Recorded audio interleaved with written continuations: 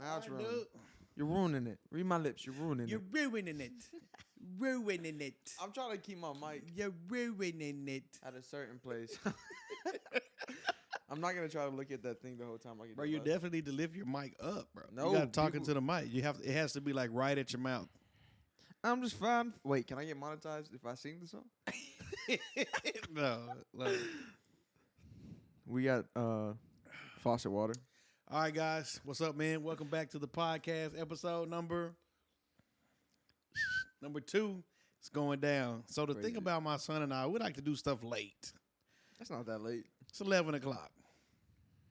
Night's just getting started. We're starting the podcast at 11 o'clock, and the reason why is because our family is asleep, and they all hate us because we like to stay up late and be loud. They're not about the grind. We're about the grind. The grind. So And what's we good? also love doing this. Yes. So check this out. So today we actually posted our very first podcast, and I think the response was overwhelming. Amazing. It was amazing. It was awesome. like humbling. It was overwhelming. It was great. It was like, wow, man, this okay. That actually kind of worked a little bit. It actually, yeah, it was actually. I mean, I don't know. I like the turnout. It's pretty cool. Like the turnout. I think it was dope. So my son's actually down here for a week. A whole week. Whole week. So he's like, bro, while we're here, let's grind them. Let's Grind get them it. out. I So- don't know. The first one was awesome though. And I also got a. If my friends are watching this again, shout out for everyone. Hey, on the cool, like all of Johnny's friends, thank y'all for watching because man, like the views on the video just kind of went up like quickly. Cause I was about to cry if it didn't. We had 2 views for a minute. And it was like, No, we were gonna actually take it down. We were actually on pace to having a view a minute, which was kind of insane. Yeah, it was lit like going one view a up. minute for an hour. It was like one view. We're like, awesome. okay, we got a view a minute. And then when we got to like 40 minutes, like we got a view every every 10 minutes. every other minute we got a view, and then every 16 minutes we got a view. So yeah, it was kind of rough for a minute. I mean, yeah, but we're also just starting, so I'm not worried about it. If the first one could get that, dang, now I just feel uncomfortable though. If the first one could get something like that on the first try, and the quality that we're shooting in is awesome, so like it's not like bad for people to watch.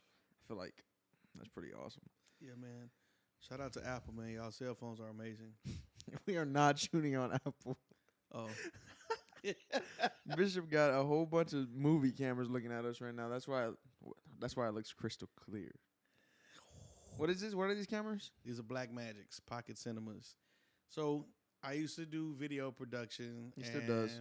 I still do. Just not as much. Yeah, not as much because we kind of just went full time into pastoring the church. Yeah.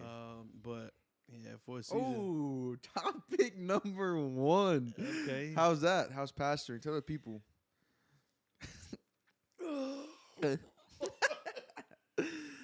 Every Sunday. I'm gonna lose my mind Yeah. every I Sunday. feel like quitting every Saturday night at around 1:30 a.m. No, Well- Bishop's actually, from my perspective, I think. I mean, I don't want to say it. I don't know if it's gonna be bad or whatever. I think your peak, not your peak. 'Cause Oh, wow. No, not your peak. He's definitely about to say you're definitely on the downhill. No. I think you were. I think whenever I see you at your live, like when you went crazy and you like. I'm not saying you don't enjoy it now, but when you were going hard. None of this sounds good. So It's far. when you were It's definitely when like you were a youth discouraging pastor. statement. When you were a youth pastor, you remember that? Yeah, That I was do. crazy. Bishop I was there. Bishop was a crazy youth pastor. And he's also a good preacher now, just because he's funny. So like, it keeps me engaged. That's the reason I love watching you like on stage. Like, you're able to make jokes and then turn into something serious, which I love. Because I've left church because I couldn't breathe. So Bishop does like he's able. It's like a comedy show, and then he also learned about the Lord, which is cool. Like Fun fact, that's a cool thing. I used to really want to be a comedian. You are a comedian. You look goofy. You fit the part. You look like a clown. You're doing a great job. I used to want to be a comedian. My daddy told me, bro, you're not even funny. So I stopped chasing that dream. You told me that one time, Yeah, and I like literally was like, but I look, didn't stop chasing that felt- dream. Yeah, I just gave up on it. I was like, well, he really meant that. I think it was a look of disappointment So in his like, face too. if you were gonna be a comedian, would you have gone to like the little clubs, the comedian clubs? I don't know. So hey, on the cool though, I had somebody hit me up last year, asking me to come out and do a comedy set. Nope. For COVID-19. like 15 minutes. They were like, hey, can you come do a 15-minute set? I'm like, What would you even talk about though? I don't know. I probably just get up there and start roasting people. Bro. No. You. But if you don't get but when they asked me, a big part of me was like, yeah, I would try it. Yeah. But the pastoring part, so I'm gonna go back to the first question. Cramp. Ooh, that's insane. Okay, I'm good. That was a little cramp in you? mini heart I attack. thought you were about to fly away. I was like, what the heck? He started spreading.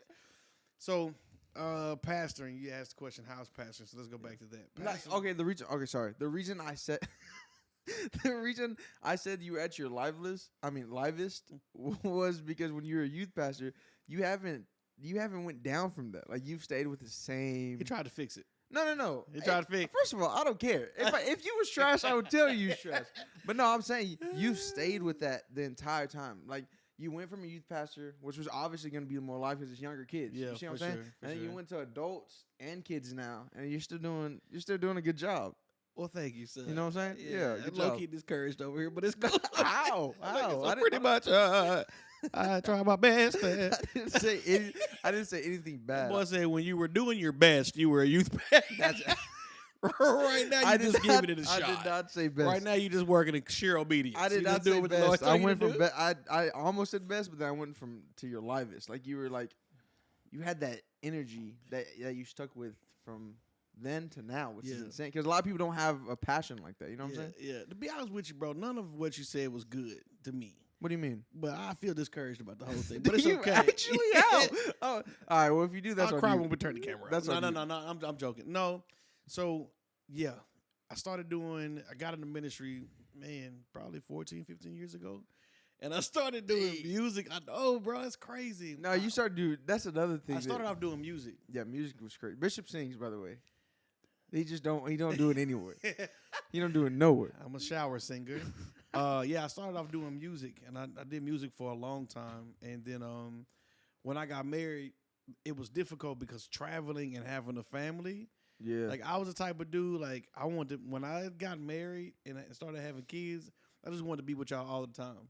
So it was tough because some places we were able to travel together, but some places they were like, hey, we're gonna fly you out, and just maybe you can FaceTime your wife. Expenses. So it was like, well, I want my family to come. But it's like, does your family rap?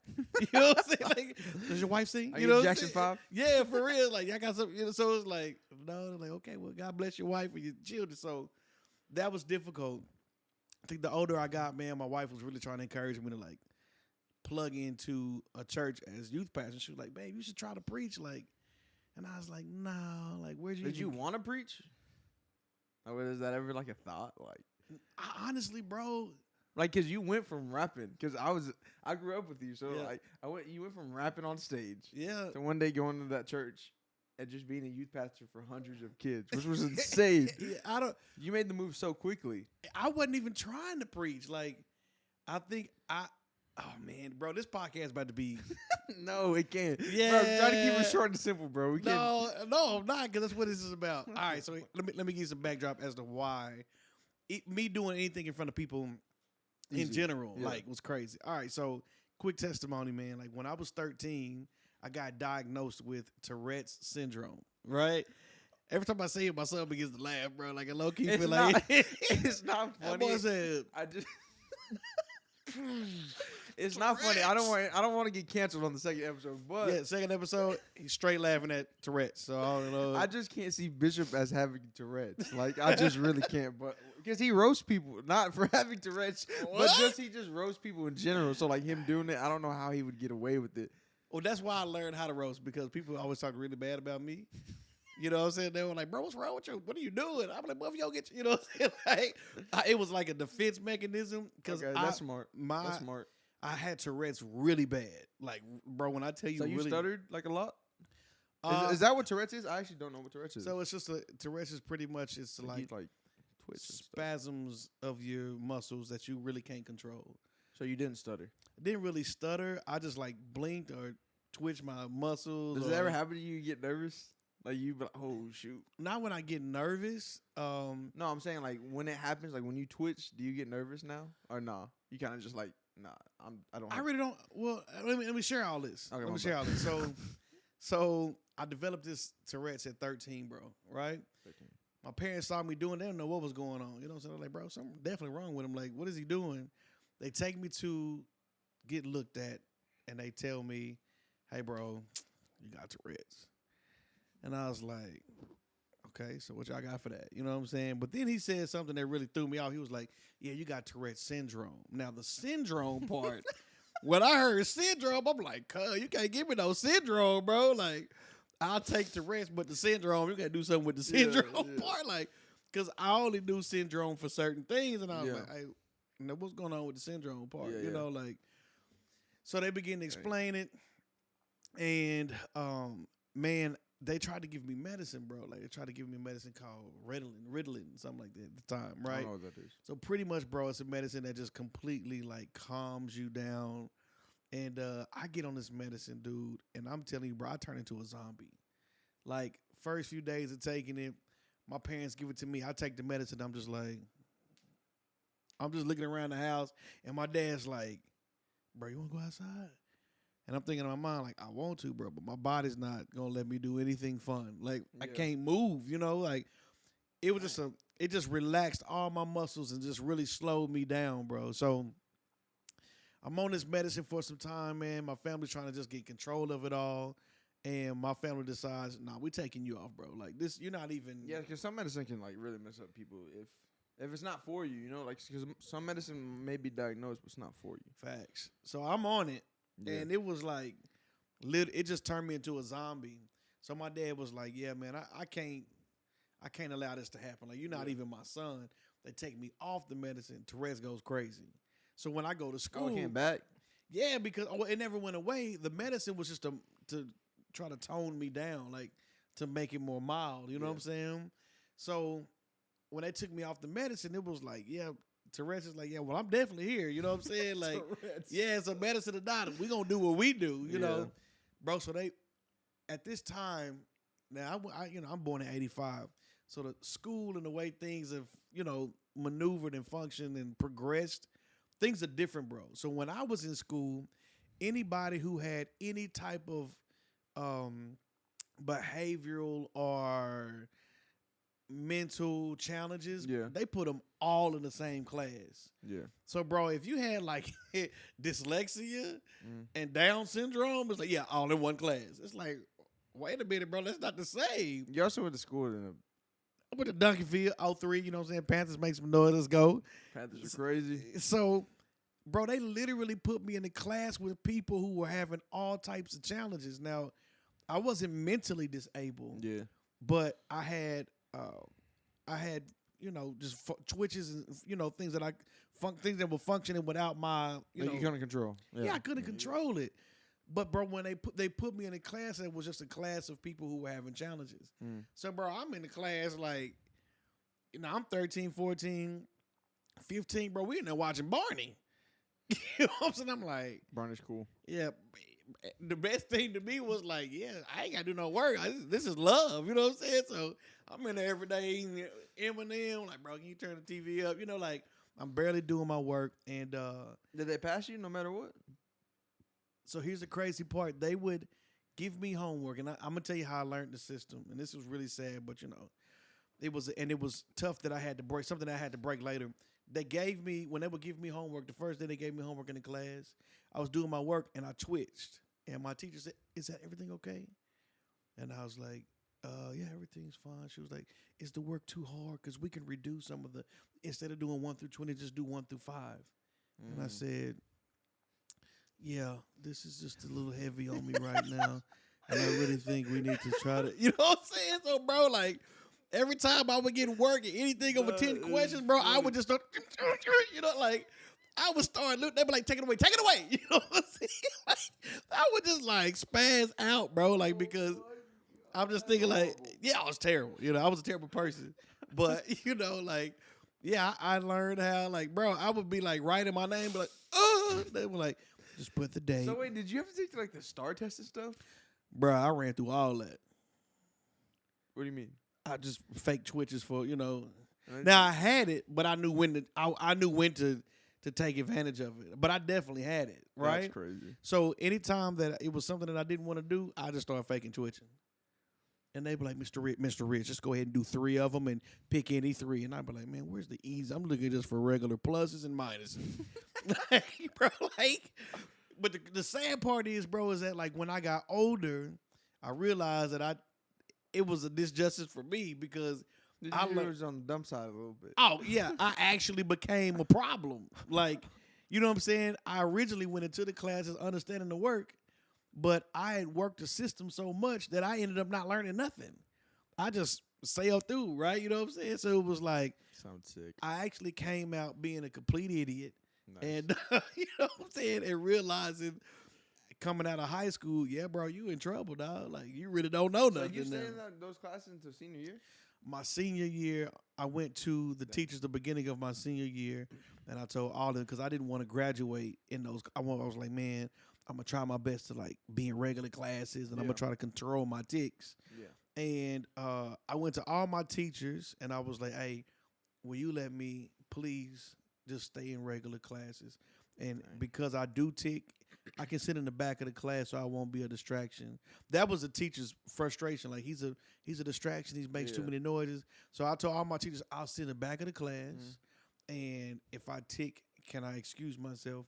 But I really I don't want to graduate and have special ed classes on my, you know what I'm saying, my transcript. Yeah. And they were like, well, Mr. Ridge, we'll try. All my teachers let me do it. I would try to control my tics and hold them in, but bro, I would have migraines the entire day. Like, when I would get home, it was like an explosion of tics, bro, because I was trying to control them through class. Yeah. So, bro, I had like crazy headaches. My muscles were sore. All of that happens, right? All through high school. And I just remember praying one day. I was like, God, like, yeah, I'm tired, bro. Like, can you help me? You know what I'm saying? Like, they said if you pray, you're gonna listen, you know. Yeah. And I just told him, like, hey man, can you really help me with this? Because I'm hurting, I'm tired. Yeah. And I remember praying that prayer, man. Maybe like the next day, I realized like I didn't have it at all. So like now I'm 37, and you don't got it no more. Man, Yeah, I've never seen Bishop tick or anything. Yeah, so. I don't deal with it. Now y'all tick me off from time to time playing.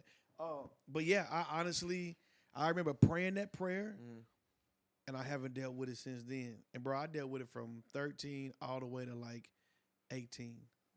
That's crazy. Yeah. So when you asked me, have you ever thought about preaching, bro, I had developed so much insecurity of just being in front of people. Yeah. Because before, I was always trying to hide. I was trying to be in the back because I was ashamed. Like, I don't know if I'm a tick while I'm talking. Because, bro, I could be talking to a person and be like, yeah, man.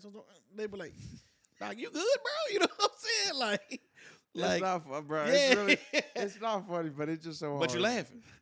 No, but, I mean, I can laugh about it now. It's my story. Like, so me personally, you know it's about me, bro. Yeah.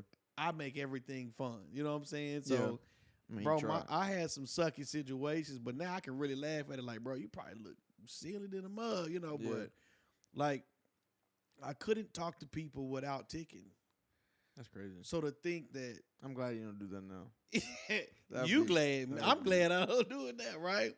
So I never would imagine that. Never crossed my mind. Like, bro, one day you're gonna be in front of people talking. Rapping. Wait, when you had Tourette's, were you rapping? Because you were rapping when you were younger, right? Because you had that little closet thing. Yeah. Dang. Yeah. But see, when I go in the studio, I didn't have no problem. And here's the crazy part, bro. I actually cut hair, dog. Like, I started cutting hair when I was 13. So can you imagine that people sitting? Yeah, can you imagine people sitting in my chair like, bro, you straight on your ticks today, bro? Like, but whenever I was focusing on something like rapping, cutting hair, I never did it. Maybe because your mind wouldn't think about it because you were focused on that one. Yeah, maybe so. I knew a dude that had Tourette's, and he would sing everything without ticking. He was like, "Yeah, bro, the only way for me not to talk is to sing." And I'd be like, "What?" And he'd be like, "Yeah, bro." And he would just be like, "So basically, I'm gonna talk to you." I'm like, just go ahead and tick around me, dog. Like, you ain't got to sing and talk to me. You can tick. I ain't gonna score. You know. You say, man. That's crazy. So I never thought. No. So when I finally went to I went to Christ for the Nations. That's Yeah. where I met my wife. And when I went there, bro, I was mentally thinking you just gonna stay in the background, get your little degree, learn about Jesus, and go on. That's crazy. And Look where you are now. Pastor of a church. Man. 50 years. 50 years, yeah. No, I don't know. I don't even know why I brought that topic up anymore. I guess I don't know. Maybe I was just trying to give you kudos to what you did. Well, thank what you, you're bro. doing. God is good. Yeah. Youth pastoring was Crazy. Bro, you should imagine if you were recording during then. The stuff we did. podcast wasn't even a thing at that time, right? No, it was like 2008. Yeah, No, it wasn't kidding. even. It was like 2002, 2001. Yeah, podcast wasn't even a thing. But bro, like, Was YouTube a thing? we were doing. Yeah, for sure. Yeah.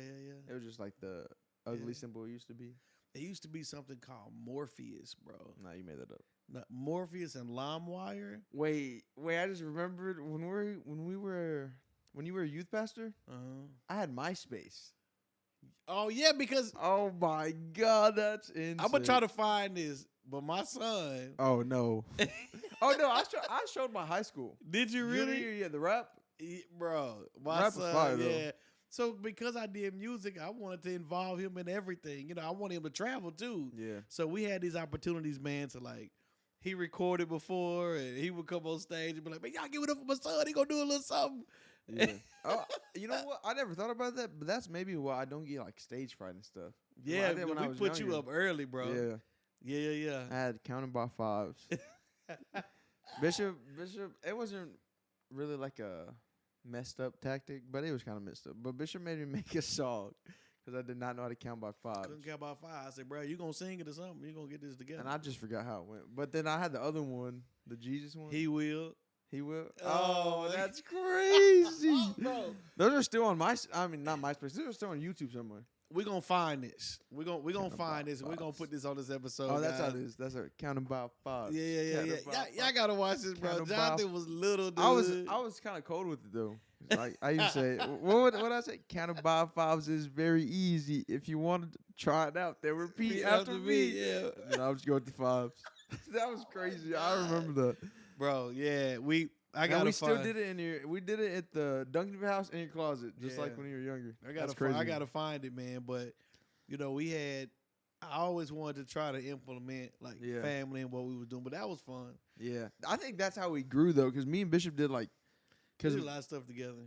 dang, I'm gonna have to dog on my mom again. But my mom, my mom wasn't. My mom to this day isn't like a very musical person. Oh man, dude, I would be so hurt by you. Okay, first of all, let me say this: my wife Sandra is an incredible human being. Yeah, she's awesome. She She's was mad at freaking us amazing. for dogging on Yeah, her. But so let me it's not a just- bad thing. So she was like, "Okay, first of all, guys, I saw the first podcast. You made me look like crap." I'm like, "No, we did it, bro." She's gonna be on Like, here one day. Yeah, so yeah, she'll be on here soon. So, but the thing about, and I don't even know when people see us together, Yeah. when people meet me Yeah, and they've known Sandra, they'll be like, "How is this working out?" it's opposites attract though. Yeah, we are. I mean, when I say opposite, we are like this. Like Yeah, Sandra's very conservative. She's very by the book. she's been a great mom to me since I've been growing up. She's been a great mom to, except Bruno. She's been a great mom to. Bruno's our dog, by the way, so you Yeah. won't think we have a child named Bruno, and she's mean to him. Nah, Bruno. Mom's been a great mom since I've known her. And I don't know. I don't want her to think that we dog. The point of this is to dog on her, but my mom isn't musically talented. That was my whole point. But She everything just chill with it. So like me and Jonathan will hear a song come on, love it. and we'll be like, "Oh snap!" Like I remember being in And the my studio. mom be like, "Turn it down." We'd be like, "We trying to turn it up." We're like, I Yeah. remember being in the studio, and this is when we first got married. And you probably don't know this because you were younger. Yeah. But I remember we had just got married, man, and I had a studio at the house. First thing I did was make I was like, we got to put a studio in the house. remember that. We were doing music heavy at that time. And I'd be in the room, like, working on music all night. And then I just be like, zoned out. Like, the music be thumping. And I finish a whole song. I record it. I'm like, babe, come here. And I hit play on the space bar. Yeah. Bro.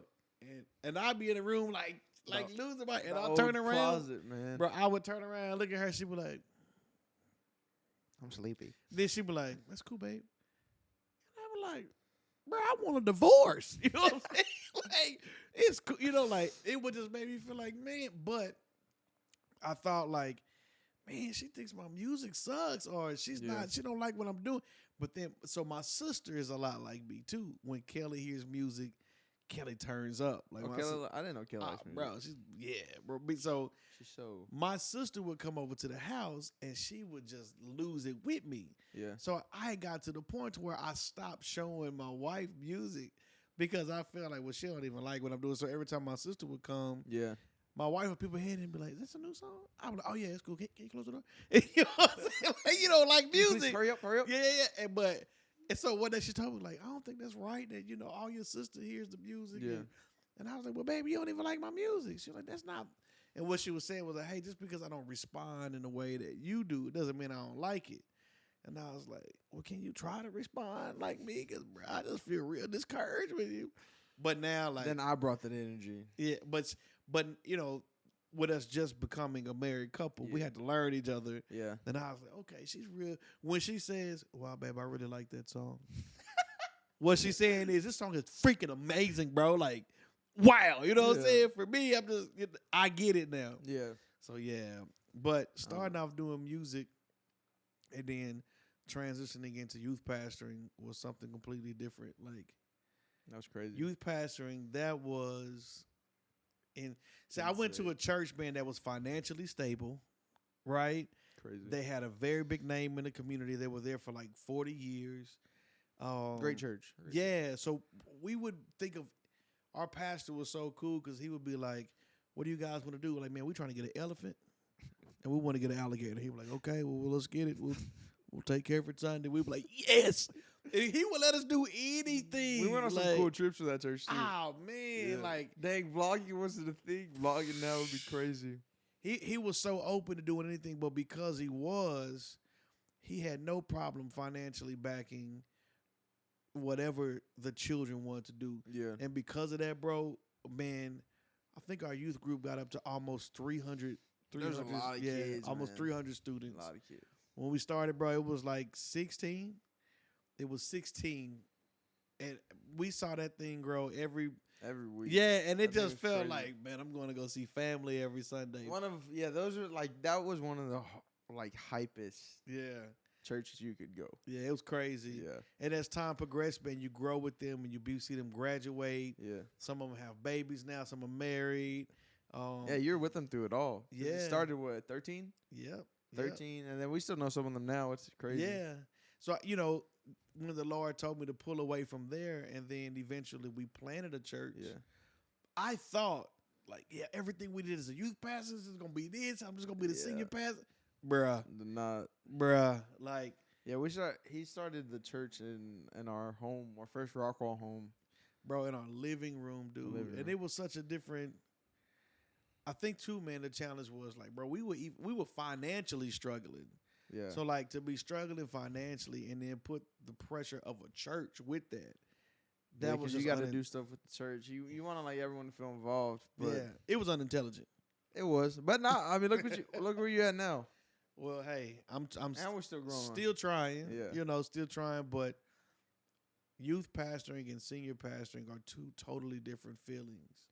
Yeah, because you're a pastor now. Yeah. Well, I think. When I was youth pastoring, my responsibility was just the teenagers. Now, like as a senior pastor, the teenagers, the nursery, the young adults, the main saints. You run it all.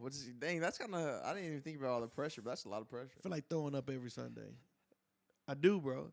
You're talking about a person that comes from not being able to complete a sentence. You know what I'm saying? So the biggest lie that I feel like the devil tries to get me to believe is like, bro, you can't do it, dog. Like, you trash, you suck, you up here preaching. Say stuff like that. I really feel that way. Like, I feel like every Sunday I have to like, okay, God, if you don't help me do this, it's gonna be trash, bro. Like, yeah, but Bishop's a nervous person. Like, even before the podcast, he was like, what we gonna talk about? What we gonna do? And we're about to turn the cameras on. I'd be like, calm down, bro. Like, let's just talk about. It's a podcast. We're talking about whatever. Hey. But I don't know. It's just you're always a nervous person. Maybe it's from when you were younger. Like, you still got that nervousness a little bit. Yeah, it's probably from that. But I tried. You always like exceed it. Like you always do well. Well, thank you, bro. Yeah. I love you, man. Love you Thank too, you man. for building me up. Yeah. I think that there's a challenge in that though, and it's because sometimes having a fear of failing makes you not succeed. Yeah. Because like you pause what could be progress before you even get started. Also, I'm the type of person that I won't do anything until I know for sure that it's gonna work out. So I like pre-plan that's the whole weird bunch. though. I'll try in my mind to be like, okay, bro, A, B, and C has to happen. Oh, you're like that type of person. I don't And like if that. I can't see A, B, and C happening, then we're not gonna do it. Like even with video, bro, you know how long it took to do this? What we're doing now, podcast.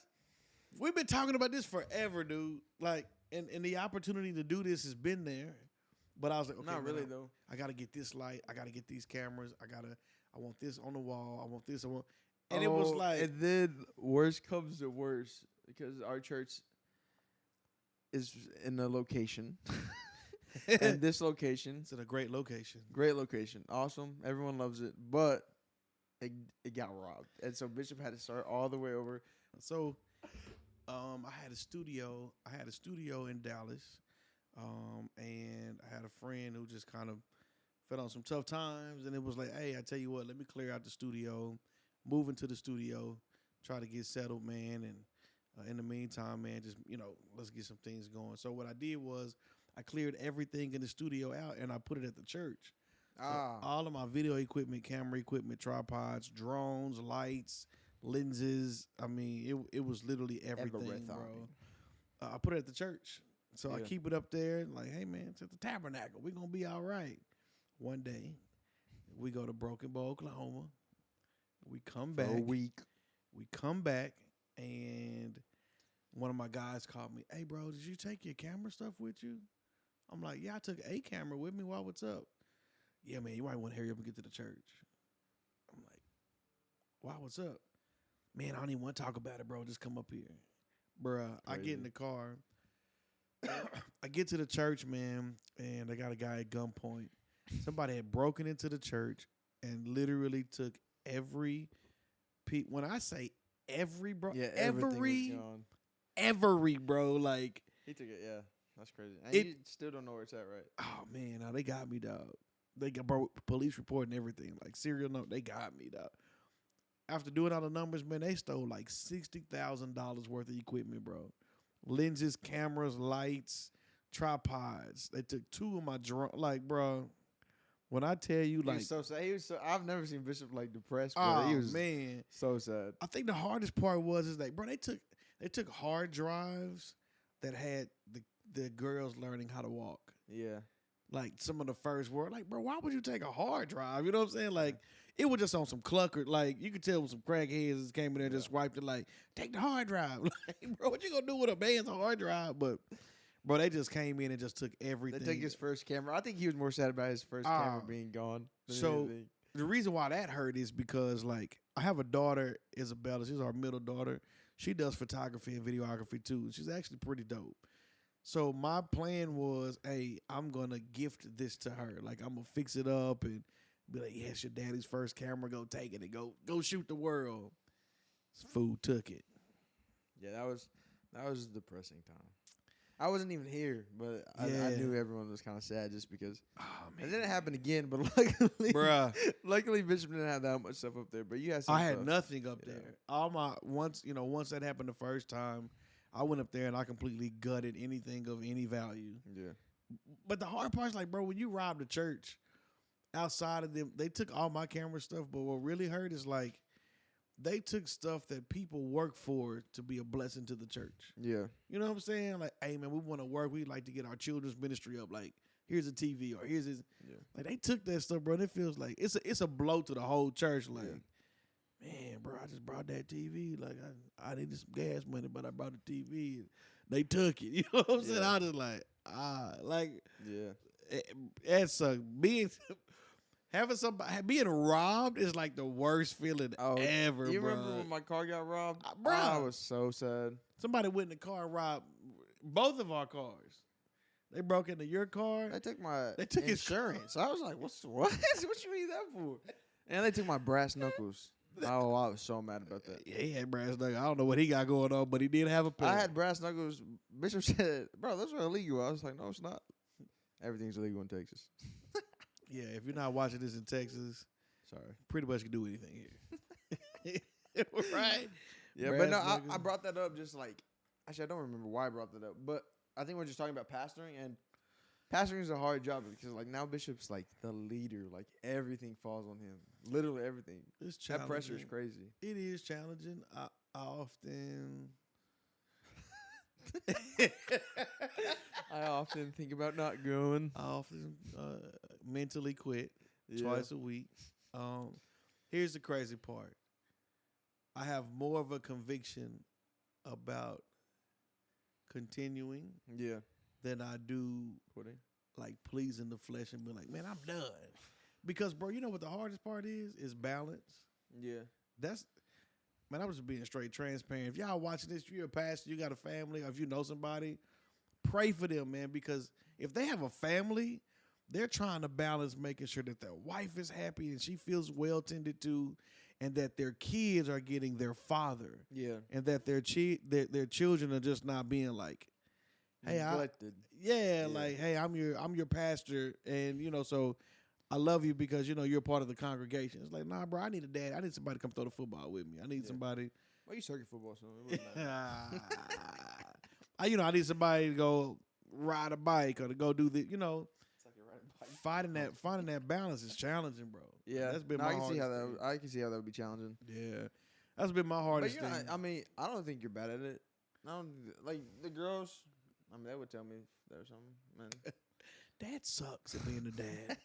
I try my best, Yeah. man. No, you've done good. You've done good. I really enjoy being a dad, though. Yeah. Like, Is there ever gonna be a time to where like, because I know you just told me about like saying you're done, but like, is there ever gonna be a time where you just retire? Can pastors retire? Oh yeah, I guess I can. I think pastors should retire. Should. Yeah, bro, because like But like, how old do you think you're gonna be? I don't think there's an age limit on it. I think it's just when you hear the Lord say, "Yeah, you're done, bro." And so, with that being said, and I think this is not even just pastoring, but for anybody who's doing anything of significance, Yeah. if you're not, I don't know what just my lips got stuck together. that wasn't. What? I think if you're doing anything of significance, bro, like if you're not training somebody else to take over your spot, you suck. Well, then you suck because who you trying to take over? I'm training somebody. Oh, okay. I was playing with you. Yeah, you're next. No, Nah. man. That- No, so I enjoyed that part, but that would be too much pressure on me. if that's what God called you to do, He'll give you the grace to do it. Yeah, but I think I found what God called me to do is this. It's podcasting. Bro, I enjoyed it so much. It's so awesome. I think yes, I will retire, but I think the goal is with anybody, if you have a business with legacy, that's why even in what your mother and I do, like real estate investing, that's why it's like, okay, let's buy our children homes, Yeah. and then let's teach them how, and then let's keep it going. Let's see how But great. you don't retire from stuff like that. The Yeah, best you but- can be 97, about to die and still. Yeah, but you know why you should retire from pastoring? Why? Because man, sometimes you're not relevant to the culture anymore. Yeah. Now the Bible never goes out of style. Yeah. You know what I'm saying? Yeah. But there's usually a next. Yeah. You know what I'm saying? So like if you look in the Bible, Moses had Joshua, Yeah. right? Like there was always a baton passed. Like, okay, bro, I ran my season. It's your time. You know Yeah. what I'm saying? There was Elijah, then Elisha. Like they always pass the baton. So to build something all for God and then not have nobody to pass it to was like, well, dang, you didn't want to continue. Yeah. That's what Jesus did, bro. When Jesus walked with his disciples, he's like, all right, man, I'm getting ready to go, and y'all gonna do greater works than I did. So then he left, and he encouraged them to keep, like, do what I did. I taught you everything for 3.5 years, like, or for 3 years, go. You know what I'm saying? Yeah. Like, go have a good time. So, guys, thanks for watching tonight, man. It was No, that's not it. That's funny though. I mean, it's just, I don't know. That's like, I never thought about that. Like how much you have to do. That's kind of insane. Like there's a lot, and then I don't know. So you'll just one day so if God one day, let's say it's like a Sunday you going to church, God be like, hey man, it's time for you the next chapter. Your call quits that Sunday. Yeah. So give you a perfect example, bro. When I was youth pastoring, Pathway. Oh, it- dang! the God, I the be missing up. the youth Yeah. group had got up to like I said, almost 300 kids. Yeah. And while I'm there, God said, "All right, man, Yeah, because you left when you were at a high ceiling. Yeah, bro." Yeah, He you literally dipped. told me, "Okay, that's it. Like you're done." That's crazy. I was, bro. When you talking about like devastated, I'm in tears. Like, Yeah. why? Like, I'm winning. You know what I'm saying? Like, we winning right now. Like, who wants to quit the game while they're winning? You know? Yeah, I remember that being a tough decision for you. Yeah, and I just felt like, yeah, that's the devil. Like, surely God ain't telling me to leave. Ain't nothing but the devil. You know, like. So my thing is, bro, I'm more afraid of doing the opposite of what he said as opposed to what makes me happy. Yeah. So when he said it, I was like, crap. And it was on a Sunday. And It I was? came, yeah. That's crazy. I didn't know that. I came home and on the way when we got in the car from church, I said, babe, I need to talk to you about something. She's like, okay. I said, man, I really feel like the Lord told me that I was supposed to leave the church. And she was like, okay. The reason why that was such a big deal was, bro, I was on staff. I was on salary. Yeah. So like not only like are you a youth pastor there, but bro, this is income for your family right now. Yeah, it's a you know what I'm job. saying? Yeah. Yeah. So she was like, okay. So pretty much what you're telling me is you're about to quit your job too, right? Yeah. And I didn't have a backup plan.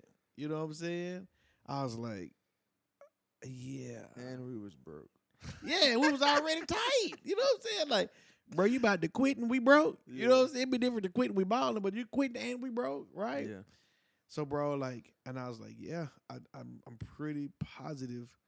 I heard the Lord tell me to do that today, and I did it that Sunday. I walked in. I heard the Lord tell me during service, Yeah. you need to leave. I walked in, sent in my resignation, and my wife was like, "Oh, you did today?" You know what I'm saying? Like, you didn't tell me you were gonna do it today. So yeah, bro, like, That was a sad day. I bet it was sad to say bye to all the kids. I can't really remember, but saying bye to all 300 of them. I Bruh, was saying. it was really hard, man, because if you do it right, you Yeah. really fall in love with everybody. Yeah. You know what I'm saying? We had devoted our lives to the like. It was like it was literally another family. Like that was a huge family we got. Yeah, bro. We spent like it wasn't just Sundays Bishop was there. During that time since he was staffed up, yeah.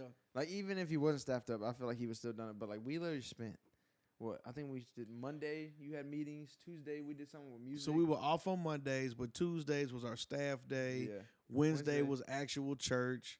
'Cause, yeah, they had it at night, right? Yep. Wednesdays? Yep. Yeah. Like, Packed, bro. When I tell you it was packed Wednesday and Sunday, and this church was. Can I say where it was? Because we're not there no more. no. Okay, it was somewhere. That church usually isn't popular. Yeah, yeah. and You it was would. like everyone would yeah. come. But the crazy part is, bro, we had kids coming and their parents didn't even come. Yeah, because Like we had kids walking it there. was like a concert every Wednesday, Facts. Sunday. Like yeah. everyone was apart. No one felt like we didn't even have chairs some Wednesdays and Sundays, but because we were turning up the entire, it was crazy. It would, people would be drenched drenched. leaving there. Yeah, Like, but I had never seen a group of people that were just so hungry to want to like go to church. yeah, but it was because of you, man. You Nah, had it's to- because of God. yeah, That because way, God, you know, it was because of God flowing through you. We had a good time. I Man, think crazy. it was such a. The hard part, bro, about coming out of that was it was like, God, how am I gonna be able to take that Yeah, and do this and do that? Like, and the second thing is like, once because since we lived there in that place, like not a lot of people knew where we went after. yeah. Well, honestly, when we left, the plan wasn't to start a church. Oh yeah, yeah. When we left, it was just like, because God didn't give me any instructions. It was like, Just quit. I want you to leave here. And I was like, okay, cool. but where when you we left- going? When you left, that's when like you started to follow up with video stuff too. Yeah, when I left, I was just like, now see, I already did video production because I was doing video production for the church too. Like I was a youth pastor, but I was doing video editing. And you were still rapping. Yeah, I was You had a still little doing. studio. Yeah, man. Crazy. That season was insane. But then it was like God says leave, and then we just like didn't have no direction. Like I Yeah. was like, okay, God, like we left, now what? Yeah. And one day he was like, hey man, I want you to start a Bible study. And I invited some friends over. In our living room was like Yeah. 10 people. We started it in our living rooms, like 10 people, man. And I remember after having it, bro, everybody left, and I went to the bedroom and cried. Literally, I cried myself till I went to sleep. Because you went from 300 to 10? 10, dog. And I was like, and your mom was like, "What's wrong with you?" I was like, "This is ridiculous. I feel like we went backwards, bro. Like, it sucks." And some of the people that were there were falling asleep, you know, like, like it ain't but 10 of y'all, bro. I can see you, man. Wake up, dog, you know. But it was so difficult trying to figure out how to do that, like, on my own. And God was like, "Yeah, what if I've called you to do something different now?" You know what I'm saying? Yeah. And So you did have no help. Like, no one was really there for you. Pastor-wise. We were not a part of an organization. So, like, a lot of times when churches start, they're a part of, like, a denomination or an organization. Like, hey, we're going to plant you, and we got a sister church or a brother church. We're going to back you financially. Yeah. We were not, bro. Yeah, like, you just started from scratch. Whew, you talking about scratch to the bone. Like, we started from ashy scratch, bro. Like, it was scratch, bro. It was hard, dude, because we were taking personal finances and just really starting the church. Which leads me to my next topic. How we made it out of where we started. We actually started from the bottom. Shout out Drake. The bottom of Texas. Yeah. Yeah. That was crazy. This is what, because a lot of people don't know. I mean, you don't tell this story openly, like about what we. You sit there here. You're not open about your story. No, about this part of the story. Like, you don't go to church and say about like this stuff. Yeah. Because this was crazy. Let's talk about it. All right. So I'm just gonna start off where we're at now. I'm in college. Mm-hmm. All the girls are doing good. Mm-hmm. You're doing good. Mom's doing good. You have a baby. Yeah, man. Baby, a 3-year-old daughter. Right? She's 3? Wow. We live in awesome homes, but they're nice. Fits our family. You know what I'm saying? We're in a great neighborhood. How does it feel going from how many rooms? How many rooms is this house? 6 bedroom. No, bro. That's a different direction. No. Come on. I'm being serious because this is you should be proud of this. I wish mom was here, but you should be proud of this. We're in a 6 bedroom, fits all the family from when we were living in a 2-story house. We were living in a garage. I mean, not a 2-story house. Yeah, a garage. Like, you should be proud of that, bro. That's insane. I'm thankful. Yeah. Yeah. Yeah. I mean, yeah. Crazy. I'm very thankful, bro. Yeah. So, okay.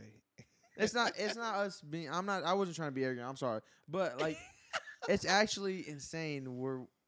I grew up seeing all this. Sure. But I never experienced it. But I grew up seeing the struggle, seeing what you went through. Yeah.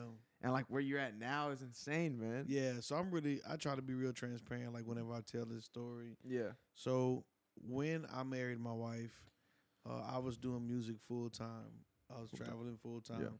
So for a single person, that's dope. You know what I'm saying? Yeah.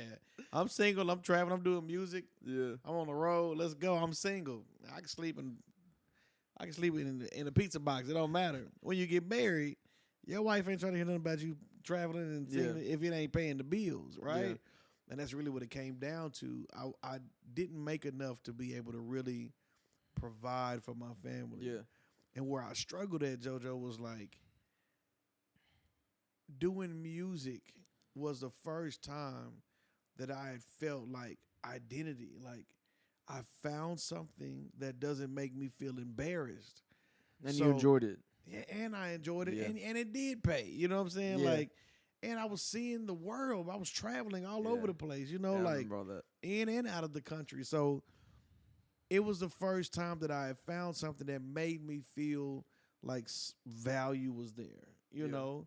And when I married your mom, I just was like, yeah, I need her to understand, like, this is what, to me, defines me. Yeah. You know, like music and traveling. Yeah. Even if it ain't paying the bills, you know? And so my wife has always been a very sharp, business-minded person. Yeah. She started doing real estate, and she comes from a family of real estate. Yeah, like, for sure. Like literally, Yeah. everybody in her family does real estate. Just real business savvy, very sharp, Yeah. you know. And so here I come, man, like fresh out of special ed. You know what I'm saying? Like I don't know no business. I rap, you know what I'm Yeah. saying? Like, and I'm wild and crazy. And so I get married, man, and for years I never accepted, like, bro, you got a family. Like, you got to do what it takes to take care of your family. Yeah. Because I thought that stepping away from the only thing that ever seemed to work for me, Yeah. I thought, like, bro, if you do that, you're going to die. Like, everything's going to crumble and crash. Yeah. In reality, it already did. Yeah. Because, like, so I was so, like, set on what made me feel like, Happy. yeah, Good. what made me feel happy, but also, like, identity. You know what I'm Yeah. saying? Because, like I said, coming up in school, man, I was so, like, excluded So you thought if you stopped music, you would be lost? 100%. Dang. Because I felt like that was the only place that I had confidence in. And even in that, my confidence was through, like, God gives me the courage to do this. Yeah. I thought that he couldn't give me the courage to do anything else. So, yeah, I wasn't stopping. Like, we're gonna have to. Yeah, it's gonna be a struggle. That's pretty much what drove you. Yeah, drove you like, every yeah, day. I'm not stopping. You know, Yeah. so I didn't stop, but neither did the bills stop coming in either. You know what I'm saying? Like, I didn't stop, neither did the electricity, right? Yeah. So, man, we struggled, bro. We struggled, man, and I, unfortunately, man, out of just being dumb, selfish, and Yeah. immature and not wise, made a lot of bad decisions, man, that really caused our family to be in some really bad spots. Yeah. So, Well, I like- mean, it wasn't all. I mean, it wasn't all on you though. It's a group thing. But I'm the husband. Yeah. Yeah. Oh, so you're like the. I'm the. You gotta be the guy who. Like, Well, and I think it's more of a mentality, like, Yeah. bruh, you gotta come on, dog. You know what I'm saying? So I definitely take responsibility for all of the things that I lacked in, and so because of that, man, bro, we lived there. We lived in a garage that was renovated yeah. into a 3-bedroom. It was a 3-bedroom garage. It was a 3-bedroom. You know, it had a living room, it had a, you know, It was nice though. little It was- bathroom. It was a garage, cuz like, I mean, it still had AC. yeah, it was a It's garage. impressive. Yeah. So, you know, and we lived in that because, like, And at this time, that's not even where we. That's not where we started as a whole. yeah. So It was pretty- just me and you and my mom. Yeah. And then We that first- garage. we was, got married. My wife and I got. So let me just try to rush to. No, don't rush it. Just go with the flow. We got married, man, and we got a house in Cedar Hill, Texas. We were renting a house in Cedar Hill, Texas. I forgot about Yeah, That's It was insane. the first house we had, man. Guys, we were paying $1,000 a month for rent, and we thought, man, bro, like, ooh, it's gonna be tough with $1,000. Like, There was a man. bar in the middle of the house, wasn't there? Yeah, a little, like a little, yeah. I yeah. remember. That's crazy. I remember that. Yeah, bro. So $1,000 a month. We were renting the home, and man, we just thought like, okay, we're gonna start life, bro. I was able to pay rent like 5 times. You know what I'm saying? Like, then I started hitting my dad like, Daddy, I got anything extra over there? You know, like I started asking. You know, Spare like, change. yeah, you got a little spare change, little change for you. So. Man, we eventually got evicted out. We couldn't pay the rent. Then you got evicted. got I evicted. did not know you got evicted. Yeah, we got evicted. You didn't know a lot. And you had lyric. Yeah. That's when they had lyric. Yeah, so we had a daughter, man, who actually had a lot of man, just she had some problems at birth. She was in the hospital room. I mean, emergency for like no, I'm sorry. She was in intensive care for like a month and a half. Crazy. So we'll tell that story in another podcast, but that's a crazy That's long crazy. story. Yeah, that's a you and mom podcast. Yeah, right for there. sure. Yeah. So we eventually, man, you know, we weren't able to pay the rent. We had to get out. Where did we move after that? We moved to Grand Prairie, Texas, in an apartment. Me, you, Lyric. Was it Grand Prairie? Yep. We moved to Grand Prairie, Texas, man, in an apartment. We moved over there, and maybe like a month or two of moving in there, we found out we were pregnant again. Now, What's you- made us move again? No, I was Yeah, kidding. now, usually you celebrate when you get pregnant, but when you broke, it's like, dang. God. You're like, oh, man, how we do that? You know what I'm saying? What you doing pregnant, bro? Like, you know we ain't got no money, you know? So we couldn't even turn up. Like I was Yeah. genuinely being happy. Like, we ain't got no money, bro. Like we ain't supposed to be pregnant. I remember my daughter, because she was in the hospital for so long, she had just come home. Oh She had- yeah. She had just come home, and I remember my wife going to the bathroom, and I heard her, "Oh my God!" And I'm like, "Everything all right in there?" You know what I'm saying? Like, You good? everything coming out good? She was like, "Oh my!" Then she said again, "Oh my God!" I'm like, "Man, what's going on?" I know how to pick the lock, so I picked the lock. Like, "Hey man, what's going on?" I walk in, she was like, she had a pregnancy test. I'm pregnant. I was like, "Hey." Bro, like, Oh it was my fear, God. man. It was fear, dude. I was like, how you gonna be pregnant? We ain't got no money, like, oh. So at that point, from a father aspect, you weren't making no. What were you doing at that time? What was I What doing? job was? I started working at T-Mobile. Was that T? I thought T-Mobile wasn't until Mesquite. That was in Grand Prairie. No, I never worked in. Where'd you work? Oh, never mind. Yeah, We're yeah. talking. We gotta keep going. Yeah, so I worked at T-Mobile. I worked at T-Mobile, man, and I hated it because I had to tuck in my shirt every day, and I had to deal with Bro, think about that. Think about where you are right now. guys. At this point in life, it was terrible. They struggled.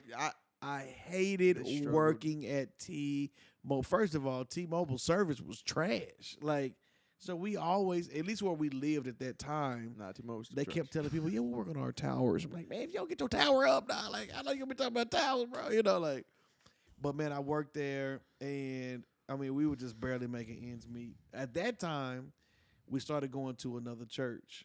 This is before we even plugged in. This is before we plugged in to where I was a I already said youth it. pastor. I already said it. This is before. So we were going to a church not too far from where we lived at the time, and I was volunteering as a youth pastor. So I would go to T-Mobile, work all day, and then I would. What church was that? It was one of the churches we went to. I don't remember a Grand Prairie church. So it wasn't in Grand Prairie. It was in Dallas by your grandparents. Yeah, I do not remember. That's insane. I don't remember that at Yeah. all. So That's crazy. right off Luke 12. Nope. Okay. Nope. So we were volunteering there, man, and we did that for some time, and once again things just got tight. It was like, yeah, we can't afford to even live in this How much? apartment. Do you remember how much rent was? I don't, man. I don't. But back then it was a little bit. Everything was a little bit cheaper than Yeah, now. everything, yeah, we're talking, 14, 15 years ago. It was some time. But guys, when I tell y'all, like, I was going to work at a place that I absolutely hated, and I thought, It's always the worst. I bro. thought my life is going to be terrible forever. It literally felt like I'll never get out of this. That's crazy. I remember waking up and putting clothes on to go to that place and wanting to cry. Like tucking my magenta T-Mobile shirt in with black church slacks and and I just felt like, And some Jesus 12s. yeah, bro, like your boy was sad, man. You know what I'm saying? That's a Like crazy time. people talking to you crazy, Oh, customer service. That's crazy. That's where you were, right? Yeah. Oh boy. Well, I was on the floor. Because I already don't. So I people, dislike people. Yeah, people want to. That's terrible. I'm just People kidding. come in and it's like, yeah, I want to get. Oh man, it was just. Oh my goodness, it was bad, bro. All right. So then from that point, Yeah, here this story could go on forever. But we've moved easily about 17 times. So Grand Prairie, where we go after Grand Prairie? So after Grand Prairie, we moved in with my parents. That was the. Can I say you already said Grand Prairie? So can I say the Duncanville? Duncanville. Okay, cool. We moved in with my parents in Duncanville. Yeah. My parents were super excited about having us there, and we lived with them for a while. We move in and try to get on our feet. Yeah. Like, hey, my parents like, y'all save money. We're not gonna charge y'all nothing. Just come in. That's how my family is. They just whatever we can do to help. We was all in a room at that point too. Oh, cool. Well, yeah, we were literally, yeah. So at this point, it was Lyric, Izzy, Jonathan, Sandra, and me, and my mom and my dad. My dad's mom got really ill, so he moved in, and my mom moved in with her, which left the house open to where my family was just living there, right? So we lived there, and we thought, okay, we've lived here for a while. time to get on our feet. And then it was like, nope, Mistake. not on our feet. And we actually moved from there into my wife's parents. This was the garage. So my wife's parents has a ranch. Great On their house. ranch, they Great have place. some other properties, right? But they had a garage that they had renovated into a house. That's where we moved in. We moved into a garage. At this time, it's two of my daughters, my son, my wife, and I, in a 3-bedroom garage. It's a kitchen, a bathroom. Guys, when I tell y'all this thing was probably like, 900 square feet. I mean, it was like, I got my whole family in there, dude. And the whole, Y'all didn't even have a washer and dryer in there. You remember that? no, yeah, we didn't have, there was no connection for a wash and dryer. So we had to wash at my in-laws. We had to walk across the property, go in and wash our clothes at the in-laws. It was just bad. I mean, I remember one time your sister said, Daddy, can we go get an ice cream? Hmm. And I looked at my wallet and said, no. Oh. I was legit like, we can't get an ice cream, bro. Like, bro, and I feel so sad. Like, I can't even give my daughter an ice cream, bro. Ice cream McDonald's like 75 cents. I didn't have 3 quarters. I looked at my wallet like legit to see if we could go, and I remember just getting them Y'all can go ride your bike though. You know what I'm saying? Like, you can go outside. You go touch the cows. Yeah, like you can go, like just go play. And bro, like my wife was there. She was like, we can't even buy ice cream. And Mom's real emotional. That's another thing. My mom, Yeah. super emotional. She's like, she gets into everything. Like Yeah, like at the moment she was like, oh my God, babe, this is terrible. I'm like, baby, Yeah. I know, love, but it's okay. You know, like we're gonna make it. She's like, were you still working at T-Mobile at this time? Still working at T-Mobile. Crazy. Yeah. Still working at T-Mobile. I worked at T-Mobile maybe like a couple of more months while living at that property. Yeah. And then I quit. I was like, man, I freaking hate T-Mobile. I'm not gonna keep doing this. Like, You know what's funny? You know what I just remembered? what? Next to T-Mobile was a frozen yogurt spot. You remember that? Oh yeah. That's funny. I couldn't even enjoy it because I never had no money to go get it. It was probably look good, probably look really good, it probably tastes great. But bro, like, I quit there. Yeah. My wife's father had a shingles company, he sold shingles for Oh, yeah. roofs. Yeah. So he was just starting it, and he was like, "Hey man, you know, you could just work for me, help me separate the shingles, and cool." You know, I'm like, "All right, cool." Now I'm working for him. You know, I'm working on shingles. Outside, it's hot. Guys, Texas heat, man, easily gets, you know, when I was working out there, it was easily like probably 600-700 degrees. I mean, it was Bro, you're crazy, so bro. dramatic. Like, it was easily, bro. Like, I was hallucinating. I was seeing people in hell walking around out there. I'm like, man, this is hot. You know, like, heat was coming off the shingles, man. The shingles were stuck together. I Yeah, touch them and they, shingles. like, Shingles are then it awful, has man. fiberglass in it. Yeah. So Remember Remember that? And so you itch really bad, bro. It's like touching insulation. I mean, it itches really bad. So I wound up doing that, man. And, you know, bro, you talking about humbling. I'm working for my wife's parents who were really frustrated because it's like, hey, the dude you married sucks. Like, he ain't taking care of y'all at all. You know what I'm saying? And I'm out there like,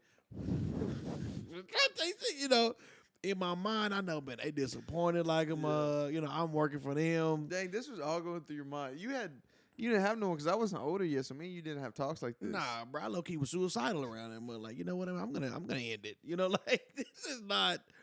I mean, honestly, bro, like, not even joking. It was so bad, bro. I would just have really bad thoughts, like, yeah, you need to give up, dog. That's Like, crazy. Yeah, That is crazy. I felt like I couldn't get it together, dog. Yeah. You know what I'm saying? Like, I just didn't feel qualified or good at anything. I legit feel like a loser, bro. Like, you know when somebody be like, you're a loser, bro. Like, if you really think about that statement, like, I am a loser. You know what I'm saying? Like, I just felt like a straight loser, bro. Like, straight up, dog. Oh, we laughing now because it's funny, but back then I ain't do nothing but cry. So, like, I stopped working there. Then I started working for her father. Man, that didn't work out. For And what? then for her dad, my wife's. Oh, my yeah, bad. I yeah. thought you said for like another father. Oh no, I ain't got but one, and then my in-law. Yeah. So finally, man, the church that we were going to, we had a conference, and the guy at that church said, "Hey, are you getting paid for being a youth pastor at the church you're volunteering at?" I was like, "Getting paid?" Now I come from the black church, you know. Oh, that church? Yeah, people in the black church don't really, people they ain't give you, not the way I was growing up. You just your pay is just being able to be here. You're happy that you're a part. So when I said, "No, I'm not getting paid," he was like, "Bro, you can definitely get paid." He said, "Man, we can pay you." He said, "Matter of fact, we can even get you a place to stay through the church." I said, "Man of God." Oh, this is that house. Yeah. Oh my God. So Talk about problems, bro. So listen, I'm thinking, oh my gosh. So here it This is it. Yeah, like I'm being able to plug back in the ministry, Yeah. which is really my heart. You know Yeah. what I'm saying? Like, I'm not a loser. yeah. I'm sick of losing. You know what I'm saying? I want to win. Like I'm about to win. I'm thinking like, man, we about to be up, bro. Like I get to win again. Yeah. I said, yeah, man, I'm very interested. So they introduced me, bro. Problem number one, never take a ministry opportunity because of money. But that's at that point. At that point, you're still grown. You're still young. Oh, He's yeah. not old right now. Yeah. He's actually pretty young. But hindsight is always 2020, right? Yeah. I should have said, God, is this where you want me to But go? were you that deep with the Lord yet? No. Exactly. That's what I'm saying. So what I said was, God, this is where I'm going. And I sure appreciate you, bro, for opening up this door. Yeah. So I ain't even think about it, bro. I just took the job and ran. Right? Yeah. So I take it, dude. I take this job. Guys, I thought we had hit like, oh, this was jackpot. Bro. I meet the pastor. The pastor accepts me into the church. They have a parsonage. Parsonage is just a fancy word for we have a house here at the church. It's across the way from the church. They were like, you and your family can move into this house. Literally, not even across the street, bro. Guys, it was across the sidewalk. Yeah. It was like connected almost to the church. I mean, it was a little walk. Guys, this is a 1, 2, 3. Yeah. I think it was just a 3. Yeah. 3 bedroom. It was a 3-bedroom home.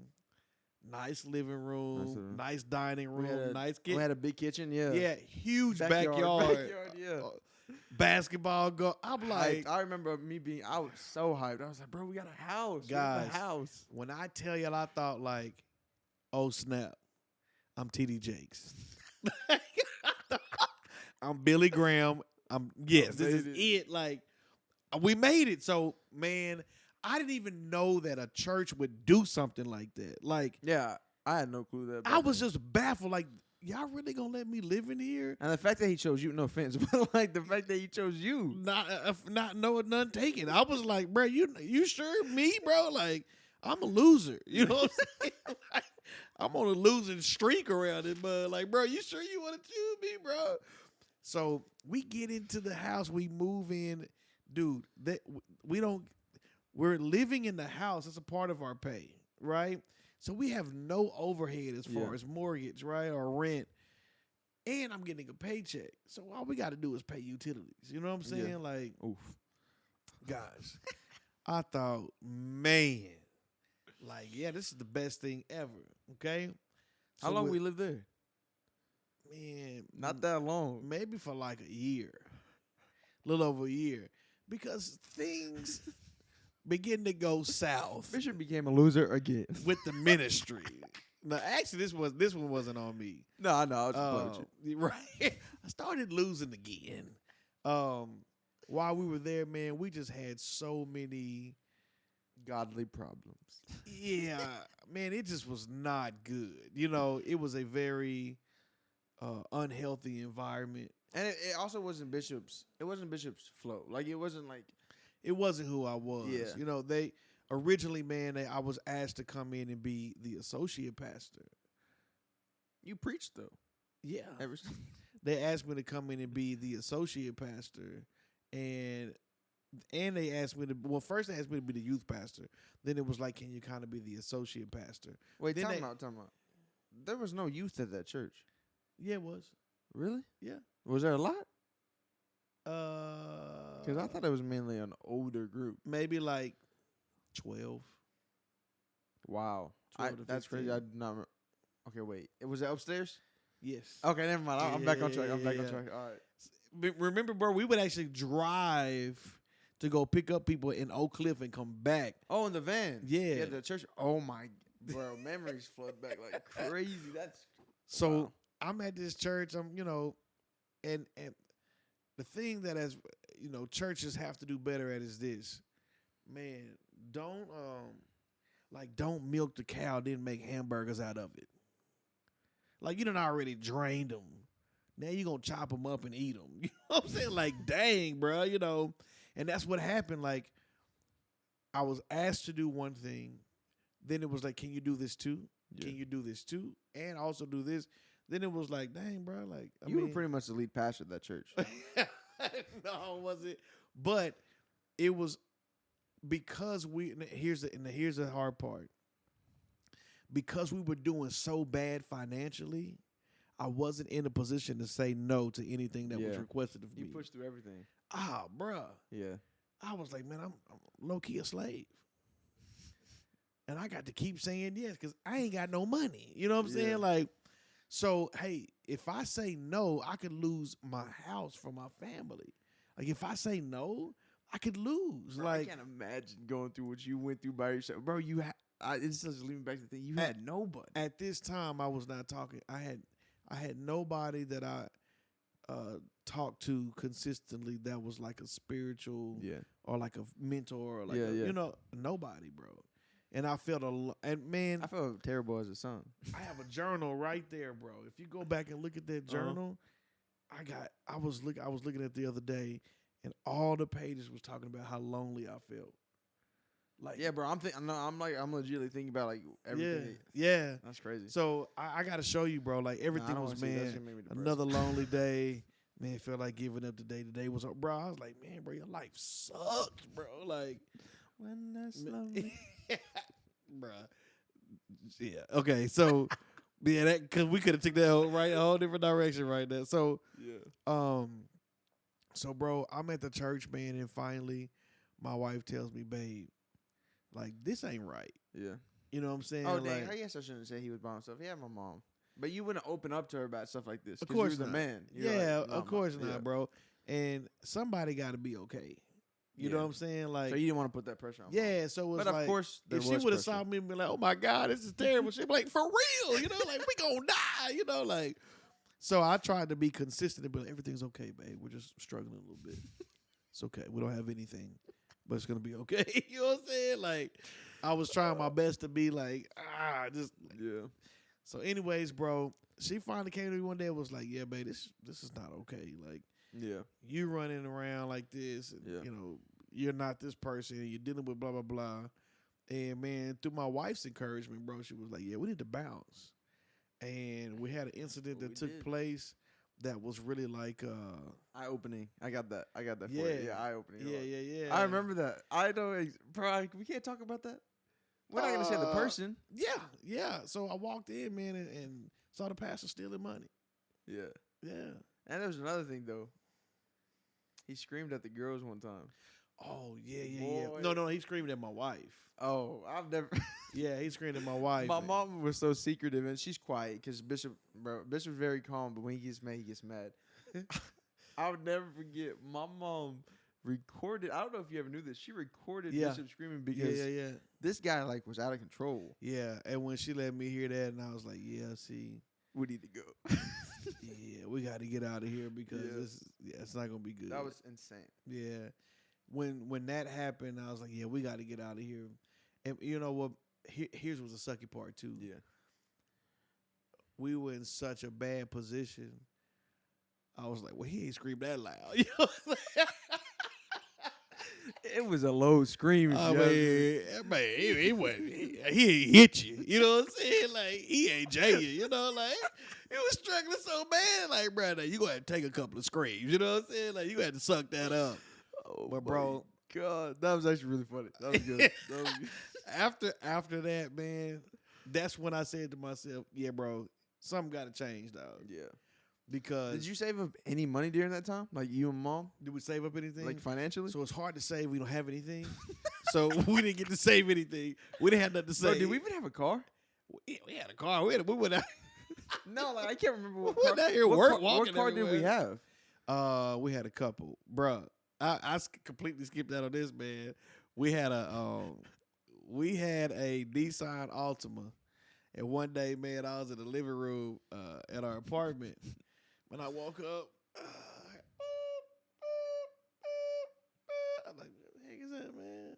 I look out the window, zzz, they taking the car away. They're towing it, bro. We were behind on payments. Bro, I don't remember that. I was getting ready to go to work. I had I run downstairs. Tow dude see me coming and mark out. Whoa. Because, tow people, they get into it all the time with the owners of the car. He probably thought, like, man, he better come down here and do something crazy. Yeah. I was just chasing the car, like, bro, let me get the car seats. You know what I'm saying? Like, yeah. I had both the car seats in the car, bro. I was like, bro, please let me get the car seats. So my man ain't stopping. So, bro, like, And you had no money to pay for other ones. I'm running full speed. I kick my shoes off. And I just go in and like, Sport mode? yeah, I go into sport mode and I catch up with his front window. And I'm like, I'm knocking, bro. I'm literally knocking. I said, I don't want no trouble. I just want the car seats. And he rolls the window down. No trouble. I said, no trouble. I just want my baby's car seats, please. Bro, he stops. He pulls over the car. Give me the car. He said, yeah, give me this. So I tell him, bro, I just want the car seats. I said, bro, I'm not going to give you no trouble. Please let me get I got 2 daughters upstairs, man. I really need these. And I can't buy anymore. You know what I'm saying? Like, yeah, like I need that. Now, if you don't let me get it is going to be a problem because now you done stopped. You know what I'm saying? Now I got you. So let me take the keys out right there, right? So he said, no trouble, bro. He let me reach in the car and clear out the whole car. I cleaned up the trunk. Everything. Man. Bro, I told him, I said, bro, thank you so much. I'm now walking down the path of the apartments barefoot. Which one? Because we haven't got to this apartment. This is in Grand Prairie. Oh, this was the Grand Prairie? Yeah. I just forgot to tell you. Okay. It's in Grand Prairie, bro. I'm walking down with both car seats in my hand. I got a bag full of stuff that was in the car. I'm barefoot. I'm walking down. Everybody looking out the window like, man, what is going on? You know what I'm saying? Like, I'm in bed, and I got a T-Mobile. And you got asthma. Low key, right? Yeah, doing bad. And I got to be at work in 10 minutes. Bruh, I finally get right in front of our apartment. I put everything down. I sat on the curb and cried, bro. I cried like a baby. I just said in between 2 car seats and a bag full of crap. Like, I just sat there and cried, man. And your mom came down and she just, baby, it's okay. Then I was like, bro, and this is even worse. You trying to cheer me up, dog, from being your man, Stop touching me. You know what I'm saying? Get bro, your hand off of me. Yeah. Then, bro, like, even though all that happened, I had to be at work. As sucky as my day went, bro, I couldn't afford to not go in. I had to walk to work, bro. I put on, Welcome to T-Mobile. I put back on my shoes, man, and I walked down Highway 20 all the way to work, bro. I got to work, and they were like, hey, where's your smile? And I was like, man, it's in my Altima. It's in the tow truck. You know what I'm saying? Like, boy, I wanted to fight so bad. And then my boss at the time came, hey, bro, your energy, got to get that energy up today. Man, I don't know you at T-Mobile people used to be so happy. Ah, man, I told him, I said, my man, I'm going to need you to really not talk to me. Yeah, don't expect nothing from me today except for my presence. You know what I'm saying? So, yeah, so all that happened. We get back, we eventually move. We're living in this house. Situation goes all the way bad. South. Yeah. So bad. Him screaming at my wife was the last straw, right? It was like, yeah, we need to get out of here. I eventually get super mad at him, man, and it went really bad, bro. It just went really, really bad. Yeah, don't say everything. It went bad. And so there was an apartment complex right across the street from the church. Ski, baby. My wife is literally driving down the street one day, and she said, "I feel like the Holy Spirit told me to turn in here." She turns into the apartment, and she asked the lady, "Excuse me, ma'am, are y'all hiring?" And she said, "Yes, we are." Oh my God, I forgot my mom worked there. This was the same day that we had decided we're getting out. So the lady said, "Yeah, we are." Then she says, "Hey, if you work here, you get a discount on living here." And so my wife said, "When can I start?" I mean, this thing happened in like 3 days. My mom's very professional too. Like, she's, Oh, yeah. like she probably can't. She probably didn't say it like this, but that was a good way to say. Yeah, yeah. Well, I feel like you just called me very unprofessional. Like, damn, I don't think I said that bad. You know what I'm saying? Like, golly. Yeah, definitely didn't say it any of the way he said it. He's an idiot. But my mom is like, all I did was say she asked for a job. They said, yeah. Anyway, bro. Dang, bro. I'm not. Dang, I feel really mean today. So she gets the job, and within like 72 hours, we're moving into this apartment complex. We ain't really have nothing though. Yeah, we didn't really have nothing. Yeah, it probably took about 15 minutes to move in. That's all frontage and everything. You know what I'm saying? One trip. Pair of shoes, a mattress, and probably a can of beans. Who was in there? So we move into this apartment complex. My wife is now working at the apartments. I just stopped working at the other church. I'm jobless again. And also during this time, I'm not trying to shine the light on me, but I was bouncing from school to school during this time. My son went at this time. He was in. Was now his third school. In elementary, that's a big deal. Like he wasn't able to establish any friends. Yeah. So and then this one I stayed for a while at this one. Yes, we move into this apartment complex. Yeah. And man, it was just like a breath of fresh air. It was actually like a new start. Yeah. Like a fresh start, actually. Yeah. The apartments were nicer. Mm-hmm. It felt good. We had consistency with income. I remember the apartment exactly. Oh, I do too. You walk in, kitchen to the right, living room to the left. left. Your Keep room? straight. Oh, Oh, yeah. your Master room? bedroom all the way Yeah. to the left. Balcony. Keep straight. Don't remember the back. To the left is the girl's room. To the right was your room. Yep. Bathroom. Bathroom. Yeah. So like Insane. it was dope. We were so happy with that. We were so happy with that. Because we finally felt like, hey man, we might have something that we ain't got to depend on nobody else for. Like this is gonna work. You know what I'm saying? That was a relief for everyone. I no longer had a job. Your mom was working. I wasn't working. Yeah. Which felt terrible. And then one day, I get a phone call from a church and was like, hey, we want to know if you can come out and do a concert. I was like, sure. I go do a concert. After the concert, they called me back like 2 days later and was like, hey, man, we're looking for a youth pastor. And I was so done with church. Yeah. I was like, nah, bro. Definitely, no, I'm not the one. And so your mom was like, well, babe, it seems like a great out. I said, baby, I don't want to be a youth. I don't want to plug into nobody's church. Imagine like, if you didn't do that. oh, man, yeah. Oh, man. So I sit down with these people and interview with this church like 3 times, and I told them no all 3 times.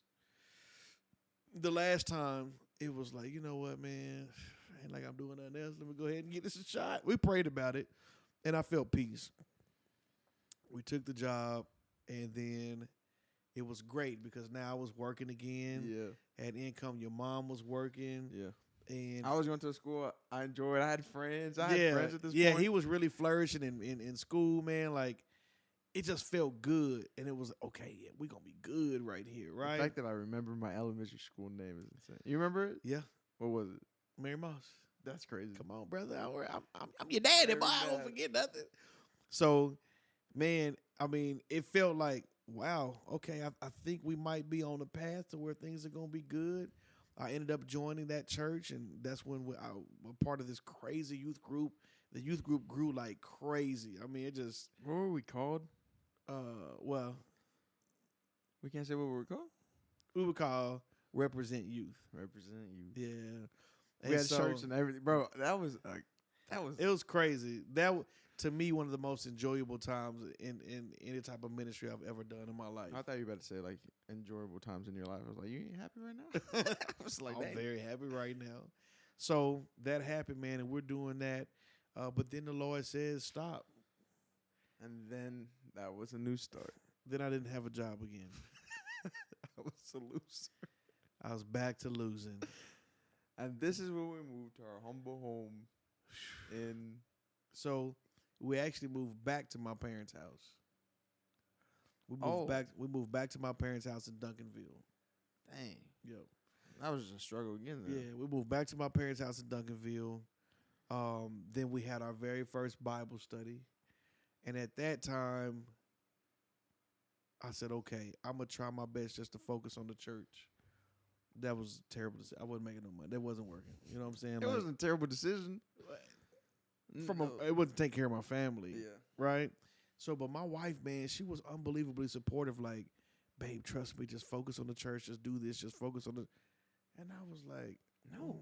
Yeah, but I also didn't. I was like, okay, but I don't know what job to get either. Like, I suck. You know what I'm saying? Like, I'm not a job. I don't do good. I don't. Were you lost after you? 100%. I went right back to feeling like, well, bro, you suck again. You don't know what you're gonna do. Now, Dang, man. I had begun to dabble in video production, and so I started looking for opportunities to do video stuff. And thank God I would get some little, do this job here and there, but it was nowhere enough to like take care of y'all. Man, we struggled, bro. We struggled, and then it was like we moved into this house in Rockwall, Texas, a community called Lakeside Village. Right? We used to drive an hour away to look at this neighborhood. Because y'all were in awe with it. 100%. We actually went to that neighborhood one time. They had an open house. And we just walked to the house like, oh, my God. Babe, like, can you imagine, like, being in this neighborhood? And, man, you and your sisters were running around. And I looked at your mom. She had tears in her eyes. It makes me kind of want to cry. Yeah. I'm not gonna lie. And she was like, oh, babe, I just want to do better for my family. Yeah. And I was like, man, babe, I'm sorry, bro. Like, man. And when we leave, we got to go straight home because I'm low on gas and we can't get nothing to eat or nothing like that. So no ice cream, no nothing. Don't nobody ask for nothing, please. Like, but I saw like how much she just wanted to be there, bro. And I felt this big because I couldn't get her there. Like, it was a terrible feeling, bro. Who would have thought, man? Like a couple of months later, because my wife is a real estate agent, she goes online and she says, babe, there's a house for sale in Rockwall. And she was like, can we go see it? I said, nah. Why? You know what I'm saying? She was nah, like, no gas. She was like, I just want to check it out. Maybe we can get it. I said, baby, what are you talking about? You know what I'm saying? Like, how we gonna get? We ain't got no money. Yeah. And she was like, babe, well, our credit's okay, and blah, blah, blah. I can try to work this out. Now, your mom's a monster with real estate, bro. Like, bro, my mom's one of the coldest people I've ever met. Like, not even capping because she's my wife. She's actually a beast, bro. And so she can figure stuff out. Yeah. So she was like, babe, I can try to figure out we don't need this much down. I said, baby, you ain't got that much juice, bro. We ain't got no money. You know what I'm saying? Like, this ain't gonna work. She said, let's just try. I said, okay, love. We go out to go look at the house. The lady that owns the house is 90 years old. She lives in New York, and she had that house as a lake house, as just a vacation home. We pulled that up. as a vacation home? Yeah. She lived in New York. It was a vacation home. There was a gentleman there named Irv. I feel like I've been talking forever, but I'm just trying to tell the story. No, this is great. I actually really love this. There was a gentleman there named Irv, and Irv was the liaison between her and your mom and I. Oh, so the 90-year-old wasn't even there. She wasn't even there. Wow. He was like, hey, man, well, tell me if you like it, and I'll talk to her and see what's up. Yeah. We walk around. So, bro, we get into this house, and it just so happened that it was in the same neighborhood that she walked in and saw y'all running across in the model home. And I thought to myself, I said, baby, we can't move in here. Like, there's absolutely no way we can maintain these payments. Yeah. But Did you even know the payments at the time, or are you just assuming? Yeah, bro, if it was $1, we couldn't do it. You know what I'm saying? I can't come up with 4 quarters every month. I don't have it. You know what I'm saying? Like, we can't do this. Yeah. Bro, Lakeside was a community, very quiet. It was a gated community. It had a golf course in there, basketball court, playground. I'm thinking, I never used that I golf was like, course, bro. I should have. we have no reason. Like, To think I could be here. I was like, if they even knew how much we had in our account, they would run us out of here with pitchforks. How Like, much do you think you had in your account at the time? Like realistically, be realistic. Don't make no jokes. probably like $11. Bro, couple of hundred, bro. Like, we were nowhere near in a position to be able to get. Like, And you weren't even the thousands. nah, man, we were just day by day in it. Wow. Yeah, we were like, yeah, right. So finally, bro, we tell the dude, we out here just straight faithing it. Hey, we love the house. We talking big, love the property. Tell the owner we're interested. You know what I'm saying? So Yeah. my wife is talking to me. I'm just looking at her like, okay. You know, like, I'm just like, okay. He tells the lady comes in from New York. She wants to meet us. We meet the lady, and she's like, you know what? You two kids seem like good kids. What do you do for a living? You know, and I was like, well, Nothing. I'm in ministry, and my wife is a real estate agent. She said, oh, okay. She said, I tell you what, I'm going to do something special for you because y'all in ministry. And I was like, well, what are you going to do? You know what I'm saying? Bro, she says, make me an offer. Make me an offer for the house. And I'm like, I can't even make an offer. I ain't got nothing to offer. You know what I'm saying? And she says, my kids think that I'm getting ready to die, and they're taking all of my money out of my accounts. They've been stealing my money. She said, so I'm getting rid of all my assets. So money doesn't matter to me. Just make me an offer for this house. Bro, we go in ridiculously low. How much was it? It was low for a Rockwall property. I think at that time, bro, we went in at, it was either 150 or 180. I thought it was 165. I That was was about the to number in say- my mind. I can't remember, bro. I think it was 150 or 180. For a lakeside house, though, that's why I want everyone to understand. It was a lakeside home. Yeah, it was. Yeah, it was a very nice property. It was. That offer was almost like Disrespectful. facts. But she said, "Make me an offer," and Yeah. I, you know me, I jokingly, man, we'll give you 150. She was like, "Sold." I said, "Yeah." I was like, "What?"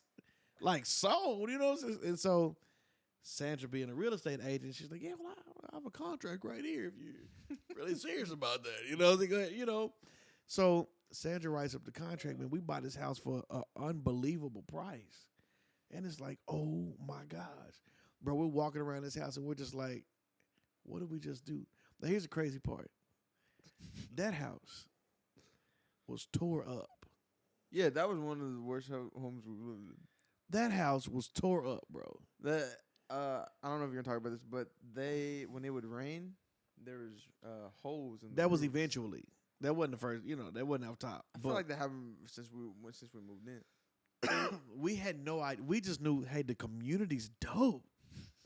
Like, you got to drive through a gate to get in here. You know what I'm saying? Put a passcode in. Yeah, it's like driving through a gate to get to a dumpster. The house was not that bad. Like, man. yeah, Not that we would have put a code in with a third trash can on the left. Like, you know. But we were just like, whoa, we got a house, and this time we ain't renting. We buying this. Bought it, yeah. This is our house. You know what I'm saying? We bought a house, and the question was, now how we gonna live here? You know. So But man, y'all were maintaining right at that point though. You had the no, I stopped working. I was no longer. You stopped working again. I was only working doing a little video stuff. Your mom was doing real estate. You know, she was doing great in real estate, Yeah. right? We moved to the lakeside house. Same thing. I started going back and I started working again for your mom's dad because he moved into a building and he had now a big company with shingles. Like, he was working with a big company. I was talking about. Started working for him again, and but it wasn't enough. It just was never Yeah, because enough. Rockwall's expensive. It was pricey. So we're living there, man, and as we're living there, the house really slowly begins to fall apart. Shingles from the garage it was the clay shingles, like the red roofs. Yeah, They're they're not to- easy to replace. Yeah, oh man, yeah, roofers hate them. But the clay it started to break. Rain started coming through the garage. Then the clay roof started to break on top of the ceiling. Yeah. So when it would rain would start coming through the house. Like we had to get buckets and put buckets on the floor. You know what I'm saying? Like it was embarrassing, bro. Now, mind you, this whole time I'm having Bible study at my house. Like people are coming. People are coming on Sundays. I now have a group of people meeting in my living room. And when it rains, coming through. bruh. So when it rains, I would pray every Sunday morning, God, please don't let it rain. Or I would pray, God, please let it rain after they leave. I would pray so hard, bro. Anything. Yeah, Lord, please don't let it rain today. And not only did that happen, bro, but then the foundation started to slip. Oh, I remember. I didn't even know. That's when I was getting a little bit older and I was trying to figure it out. Dude, I remember that foundation. It was in the kitchen, right? The kitchen felt so like I felt like I was going straight down. Y'all ever been in a silly house at the fair? You know what I'm saying? It's just straight silly. You know what I'm saying, bro? Bro, that house was I'm not crazy. even The exaggerating. foundation was. We would stand in the kitchen, and it really felt like, man, we're gonna fall out of here. Like if you stood in our kitchen and the window was open, you would fall out. Like, bro, that kitchen, bro, the back of my house was like this. No, it was so bad. I had a door in the back. Yeah, It came so down that like it covered a little bit of the top of Yeah, the house. I mean yeah. of the door. definitely like a Dr. Seuss house. Like, like, It looked like a build it your own house. bro. Man. Yeah, But we were so content with that. We were so happy were- because we lived in a place that Bruh. we loved. and it was. I think the biggest thing was, JoJo, it was ours. It was ours. It was the first thing you could say, "Hey, this is mine." It was ours, man. And so we didn't, Man.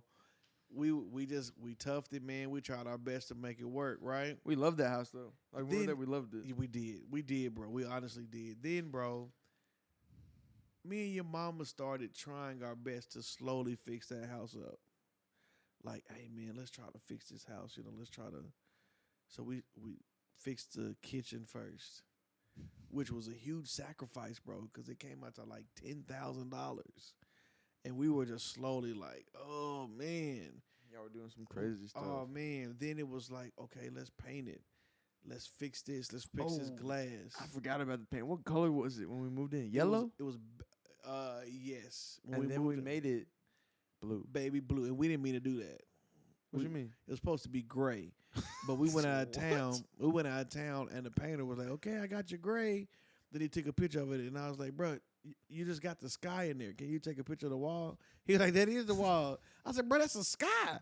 He was like, "It's the same color as the sky." I said, "No, that's not gray."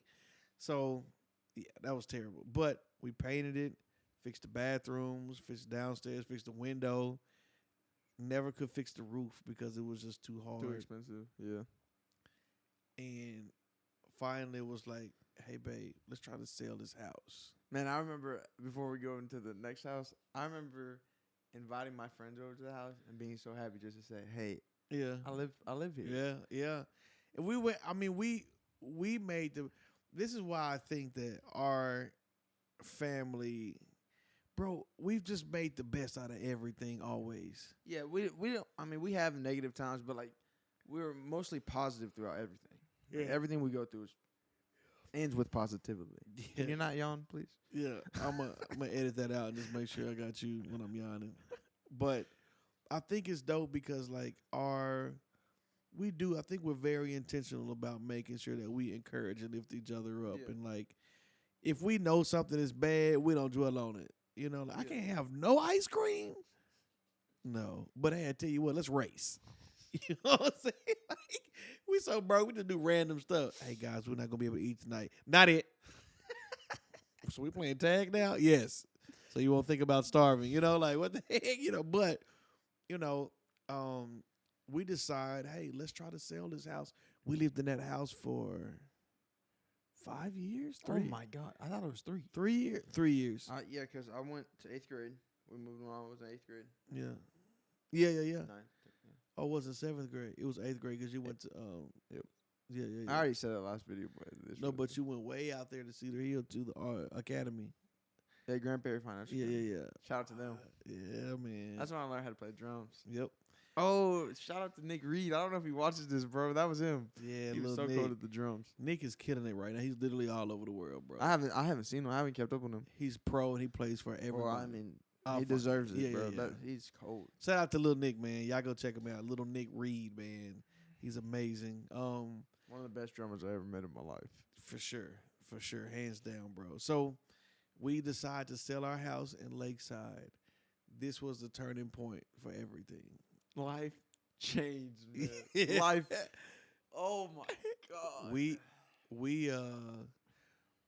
We fixed up the house and we sold the house. And when we sold the house, man, we were able to walk away with like 100,000 more than what we sold it for. What was the most you ever had at your bank account before that? Because we were still struggling when we were living at Lakeside, Sure. payment wise.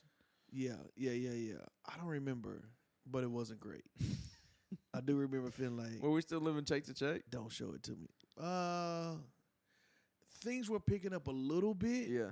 but nowhere near like Let's go take a Oh, trip. facts. Yeah, yeah. Like, yeah, we wasn't doing nothing extra. Yeah. It was like, hey guys, socks, shoes, ice cream, be happy. Yeah. You know what I'm saying? Like Yeah. we can get by, we're good. But we wasn't doing nothing extra, bro. Like nothing extra. You know? But for us, that wasn't a bad thing. Yeah, We were wasn't a bad- hey, yeah, because we we didn't get even- ice cream now. We didn't know about extra. Yeah. It was like what we had was what we had, and we were Yeah. happy about that. Yeah. You know? So bro, when we sold that house, I mean, me and your mom went from not having nothing Yeah. to like $100,000 in the bank. Yeah. I didn't know what to do. Bruh, when I tell you I didn't know what to do, dog, I was just like, we got $100,000 in the bank. You know what I'm saying? Like, and so we just stayed quiet. Yeah, we didn't do much for long. Bro, we stayed quiet. I was just like, I don't want to do nothing. I just, You were happy with that in your bank? I remember, and to me, and this is coming from nothing, bro. Like from really, really struggling to one day waking up and looking in your bank and seeing $100,000 in there. And I used to tell your mom, can you just pull up the bank account real quick? Let me just look at it. And I'm like, that's it. She was like, oh my gosh, babe, you're so dumb. I'm like, you just run it back really quick. Let me just Close the app, open it. yeah, that's really it. And she'd be like, yeah, this is crazy. So then we were like, okay, God, what do you want us to do? Yeah, where we move after that? Bassett Hall. That was Bassett Hall? Yeah, we moved Next? it. Yeah, so guys, let me say this. We sell the house, we get $100K. We purchase, Economy is great. yeah. We purchase another home, right? Yeah. We purchased another home, and this house was like, I could not believe it was a 2-bedroom house. I mean, I'm sorry, 2-story Two-bedroom house. house. Like, dang, some of y'all like, you went backwards, didn't you? That's a downgrade, ain't it? Yeah.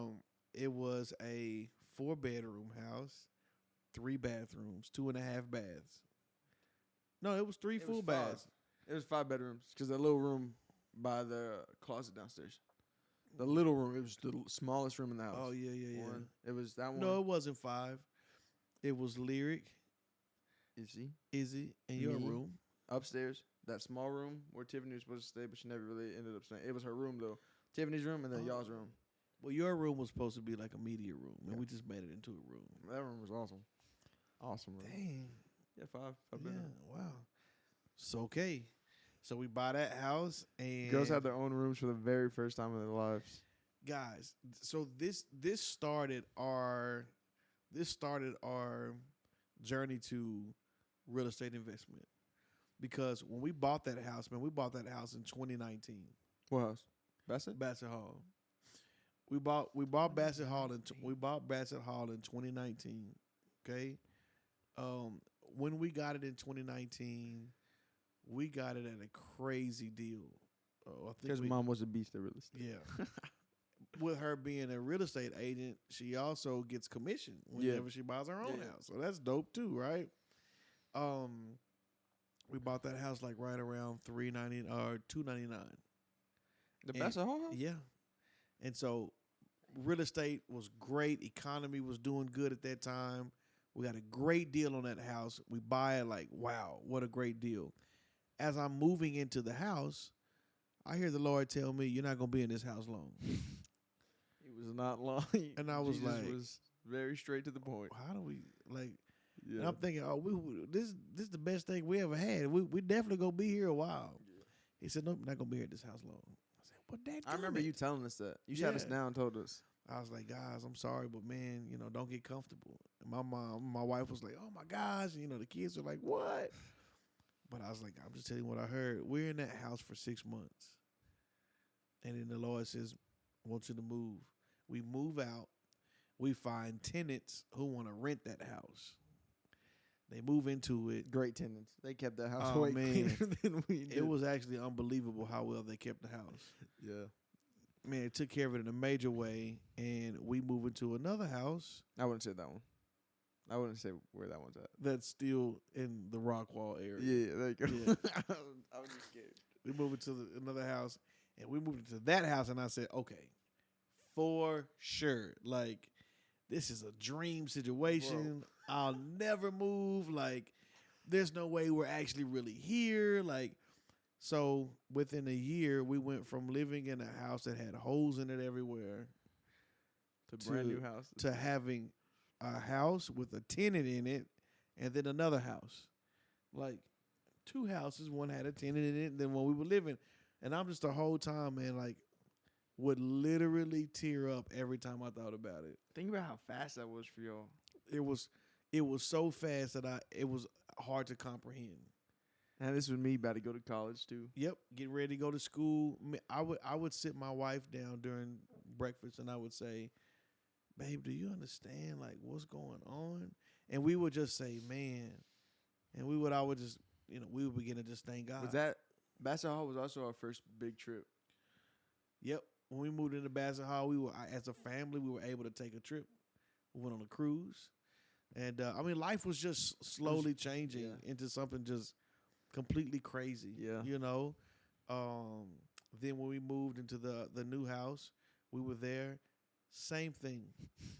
Lord told me as I was carrying the box in the front door, we're not gonna be here long. I was like, now wait just a second. You know what I'm saying? Like, we want to be able to turn up on some of these houses, but because that house, I was in love with. Like, I couldn't see myself like. But you don't. Oh, never mind. Well, I'm just saying, like, But, that house at the time, Oh, okay. that was okay. bro moving into that house compared to where we had been the entire time. Well, yeah, that house that we had been in I 2 was years ago. Yeah, I was like, man, there's no way in the world I can move. This is beautiful. But he told me don't get comfortable. Right? We're there 6 months again. Was it 6 months again? To the T, 6 months. Holy. And Lord says it's time to move. We get ready to move. We found tenants. They move into the house. They take incredible care of our home. Yeah. Right? They move into it. We're happy. Okay? We move into a house in Sunnyvale, Texas. We were there for a couple of weeks, and then an ice storm came to Texas and flooded. We lost everything. I wasn't there at that point. I wasn't there. Yeah, then we had to. After that happened, man, Texas almost shut down for almost 6 months. You couldn't get Airbnbs, hotels, nothing was open because so many people lost stuff. Yeah. In the process of trying to find a place to stay, one of our tenants had a home in Wiley, Texas. Right? We moved into that house, and guys, we went from a 5-bedroom house with 4 bathrooms to a 2, Bro. It was a 3-bedroom house with a build-on in the back, 2 bathrooms, but it was probably like 1,200 square feet. It was, it No offense to the tenant, but it was. yeah. I mean, to the homeowner, but it was awful.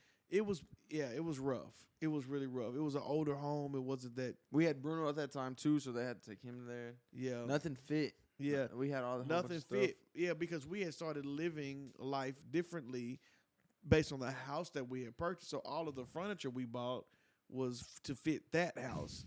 And then we just had to like downsize in a major way. Matter of fact, when we moved in, we couldn't even put our whole couch into like some of the. Yeah, that couch was gone. Yeah, just one part of the section. Yeah, we did. Yeah, we were actually. Yeah, nothing fit. Like, But we weren't.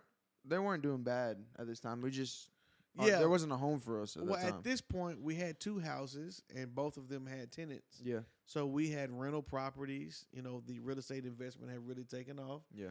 But we didn't have a house because of the storm. Yeah. So, That Sunnyview house was awesome though. oh man, That would have been cool. yeah, when I moved in there, I was like, I ain't, and the Lord didn't tell me nothing. He didn't Yeah. tell me he was gonna. No, that was a cool house. Yeah, he didn't tell me the frozen was gonna happen and I would have to leave, but Yeah. we had to leave. So, we moved into the house in Wiley, and we're staying there, and it just That's the shortest house y'all stayed at though. Y'all didn't stay there for long. yeah, because the people who let us stay there Mhm. was like, hey, I got somebody who wants to buy the house. You can only be there like 3 months.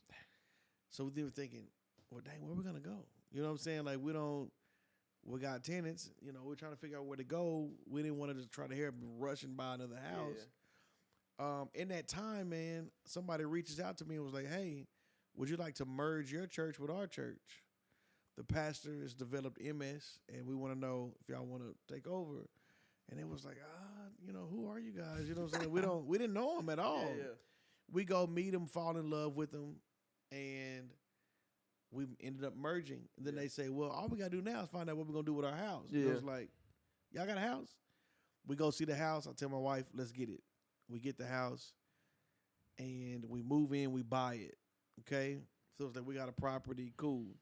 The property was probably like maybe 5 minutes from the church, which was dope. Yeah. But we knew that this wasn't the place that we wanted to stay. When we purchased it, we called it an investment property. We knew like this is an investment property. Yeah, we didn't call a home for a while. So we're now looking at over a year and a half that we didn't, or actually 2 years Yeah. that, yeah, a year and a half, almost two, Yeah. that we just haven't had a place to where we were going to put pictures up, settle Everything down. like when I came home from college, everything was in boxes still. Yep. Yeah. We've been living out of boxes for, man, I don't know how long, dude, but it was exhausting. Yeah. So we finally moved into the house by the church, and it was just an investment property. So we were just waiting.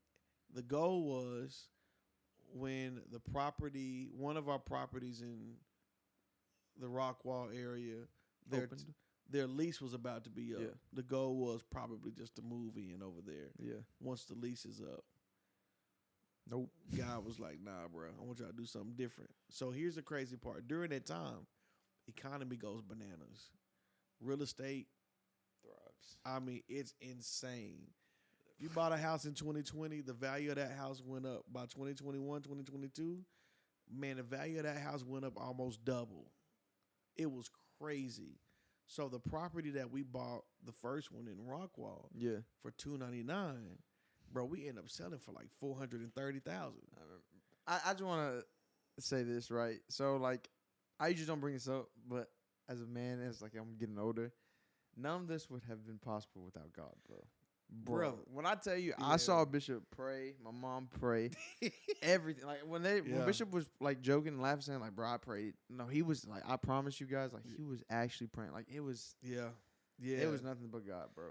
That's so true, Johnny. Because when he was telling me, you're not gonna be here long. He would actually say this. We went to what was it? We went to the trip. We went on the cruise. Yeah. He told us before we left, he was like, what'd you say? You kept making jokes because we all thought he was joking. He was like, well, this is one of the last times you're gonna see the house. When we came back, that's when the other house came, like not even a couple months. Yeah. That's so true, man. That's Bro, crazy you remember that. Bro, I have a great memory. So when it comes to school, no. I think right. I think the cool thing about God is that, man, he's constantly like speaking to you if you're willing to listen. Yeah. And he was trying to condition our hearts. Don't hold on to things because what I want to do for you is not tied up in one particular thing. Like, just trust me. Yeah. And so many times, bro, people miss out on what God wants to do because they're stuck on the one thing that they really like. And God is like, bro, that ain't it now. You know what I'm saying? Like, just trust me. There's so many opportunities. Oh, man. So the real estate market goes crazy. We sell the house for literally almost double and 30 than what we got it for. Like, $299, sold it for $430. That's insane. Yeah. So at this point, we're now like, we've never had this in the bank account.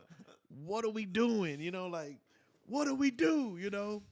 Then it's like, okay, that property sold, Got but the we're other still property. thinking Yeah. about what are we going to do with this house, because Yeah. we're still living in the house that we bought from the pastors, the previous pastors. Yeah. But we can't move back into the house because if we sold it, we got the capital. Yeah. Then it was like, all right, what do we do? We had another property that had tenants in it. They were getting ready to move, Yeah. right? Guys, we bought that property, and I don't mind talking numbers because, man, I'm only saying this to encourage you, to let you know how amazing. Yeah, God- the whole reason I brought all this up was because, like, bro, Yeah. if you're struggling, if you're doing anything that's like you don't feel like it's right now, bro, just keep pushing, man. come on, Please, man. That's bro, so true, keep Johnny. pushing, bro. Be patient and just trust God in the process.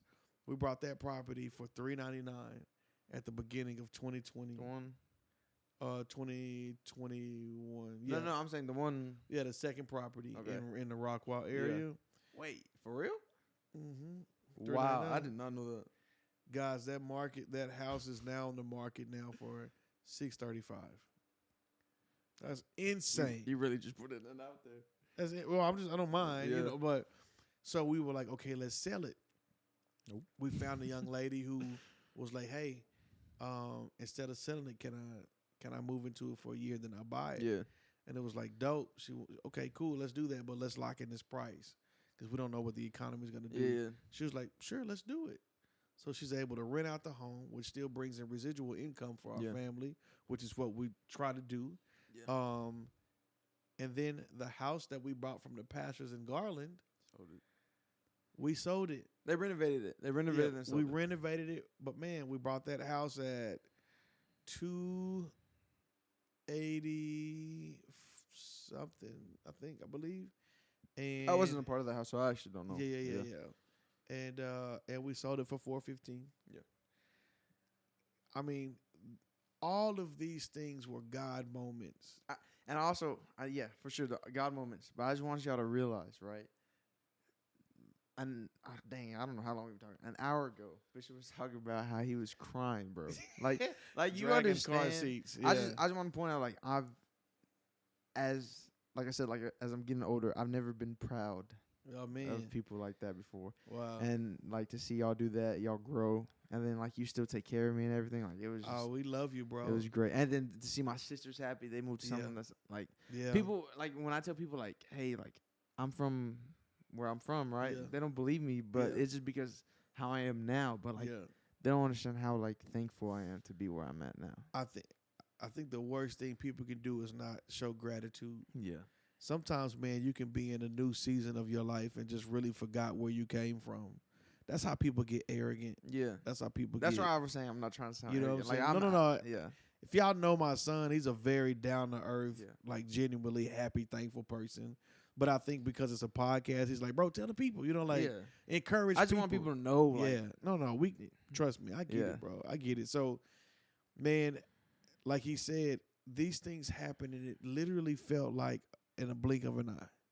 Now, So- I could go back and talk about the struggle that felt like an eternity, but just as long as that felt, the blessing felt like boom, like Our and- lives changed within a year, oh man, yes, which is insane. bro. 100%, A bro, year. 100%. Like the first set of that house that was leaking and tilted, the Willy Changed Wonka it. house. That was it. That once we sold that home, by the grace of God, everything changed, bro. Like, Huge, man. so then we sell the house in Garland. We move back to the Rockwall property because it was like, okay, this is the house we liked anyway. Let's just move in there. I told my wife, I said, baby, God told me we're not going to live in that house long. At this point, my mom was pissed. My mom hates moving. My mom hates We moving. all did. Now, mind you guys, we're now like on our 8th or 9th move. Like, it's crazy. We've just moved a lot. The kid, my son, we were trying to get him stable, and the kids were trying to get them stable. We just moved a lot. Yeah. I'm good, though. I mean, I was in school. Yeah. When our lives changed, I went to school. Yeah, he went to college, yeah. So we moved back into that house, and the Holy Spirit's telling me, don't even unpack. I got boxes everywhere in the garage. When I'm telling you, every time I came home to visit, boxes were everywhere. Still. Yep. We were literally living out of box. Now this is like 3 months ago. Yeah. It's like 3 months ago. But he keep telling me don't unpack. I'm like, What do you tell you about this house? I don't even want to say, bro. I don't even want to say. No, mom told me. That's why I was wondering. She thinks we're gonna be here for a very long time. I don't. Yeah, we're not. I know we're not, Yeah. bro. So But these aren't bad things. it's Like, not bad things. This is not These bad. are all great things, right? So for a couple of months ago, I'm at home, and I tell my wife, "Yeah, we're not gonna be here long." She's like, "Babe, I'm tired of moving. This is home." I said, "Okay, love." I said, "I tell you what, if it's what God wants, you'll have peace just like I do." She was like, "Okay, cool." One Saturday morning, she wakes me up. She's like, "Babe, there's a house for sale in our neighborhood. We just moved into this. We just moved in, right? Yeah. We're at that point. We'd only been there like a month. So let's go Was it see even it. a month, bro? Probably not. No, because I remember y'all were moving in, and mom called me. She was like, "Hey, I saw this other cool property." I was like, "Bro, Right. no way." So the house is in the same neighborhood, 2 streets over. Hey, can I tell you a quick story? It's not anything long. Bruh. So Brendan is one of my roommates at school. He told me he I was love like, you, Brendan. he was like when we moved out the garden house, he was like made it out the mud because he knew I didn't like that house. Yeah. But it was a great house for my family since I wasn't there. So moved to Garland. We moved to the one that's close, and he saw you post that picture on Instagram, and he was like, I was like, "Bro, you see that?" I was like, "You saw that we moved?" He was like, "Yeah, but once you move every week." He was like, he was like, "Once I see y'all bought another house," he was like, "I used to care, but now it don't really matter." He was like, "Bro, you move every." He was like, "You literally move it every month." Brendan, I love you, bro. These are people that's been in my son's life since Yeah. he was like 14, I love 13. these guys. I Oh, love yeah. these guys. I love them so much, man. But you know, and they've been to all of our since Lakeside. I remember Brendan coming to Lakeside. We lived at Bassett Hall for such a short amount of time that Brendan never He came don't to even Bassett Hall. remember. He said, "Bro, did I even go to that one?" I I was like, coming to "No." Lakeside though. And Yeah, no, sitting he was in at our Lakeside. living room. Yeah. Dude. So we come over to the property. It was so close to where we just moved into. Yeah. We walked over. The whole family just walked over here. Mom FaceTime me. Yeah. Y'all walking with the baby. We put the code in. We walked into the house. As soon as I took one step in the door, I heard the Lord say, "This is the house." Yeah. And I was like, It's actually the exact same house. only difference is it has an extra bedroom, For me, yeah. which is great because my son, whenever he came home, he had to sleep on the couch, you know, and so or kick one of my daughters out of their room for the weekend or week or whatever, you know. But they ain't got an extra room, so it's super dope. Great. So I walked into the house. I took one step. I turned to my wife. I said, "This, I don't have to see anything else. This is it." She's like, "Well, baby, you know what?" I said, "No, I just noticed. I noticed what the Lord said." We walked through the rest of the house because she was like, "Well, let's just see." Guys, we put an offer on the house the same day we saw it, and we closed on the house in like 3 weeks. So we still have the other house there. We got a tenant living there. They literally stayed there for less than a month. Yeah, stayed there. But throughout this whole process, man, as much as we've moved, at first we moved because we were broke. Now we moved because it was strategic investments. We move willingly. Yeah. And all I can say is like, Praise God. God is amazing, dude. You know? Oh yeah. And it's all God because I know who I am and I know who I was. Yeah. And there's nothing that I could have done to make anything happen this way. Yeah. Especially how quick it happened, man. Yeah. Everything just seems crazy. So now, you know, I'm saying this with just a, you know, genuine, pure heart. Yeah. My favorite place is my house. Yeah. Like I'm happy to be here. I love, like when I go somewhere, I actually just be like, man, I just want to go home. You know, like. Well, because we haven't had a place that we've called home yet. Yeah. So being in this place, man, and seeing I walk outside, my daughters, man, seeing them in the street. It's like 15 kids in the neighborhood. You know, then they all want to come in and watch TV, watch movies, and eating all this. You know, like, dude, it's crazy. Before it will be like, I don't want anybody to come in, man. Our house is too small, or no, they can't come in because they don't fit. I remember that I didn't want to bring I didn't want to bring people to the lakeside house because I saw like other people's houses in Morocco, and I was like, Yeah. this is insane. Yeah. And then I don't know. Now I'm happy to call these places home. Dang. No, Sorry to let you like down, a, son. not like a Sorry we bad let thing. you down. Not like a bad thing. Lakeside, I was happy because I did bring people over to Lakeside. Yeah. But like, as I saw us grow, I was like, Yeah. I'm gonna be honest with you. One of the things that, and this is just something that I would maybe challenge people watching to think about. yeah, One of the main reasons that we moved out here to this area was because, man, we wanted our children to see something different. something y'all didn't experience. And we knew that if we saw something different, it would challenge us too. Yeah. So, man, I remember moving to Lakeside, and my neighbor across the street, his name was Rich.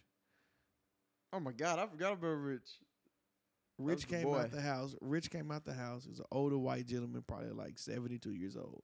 Dang.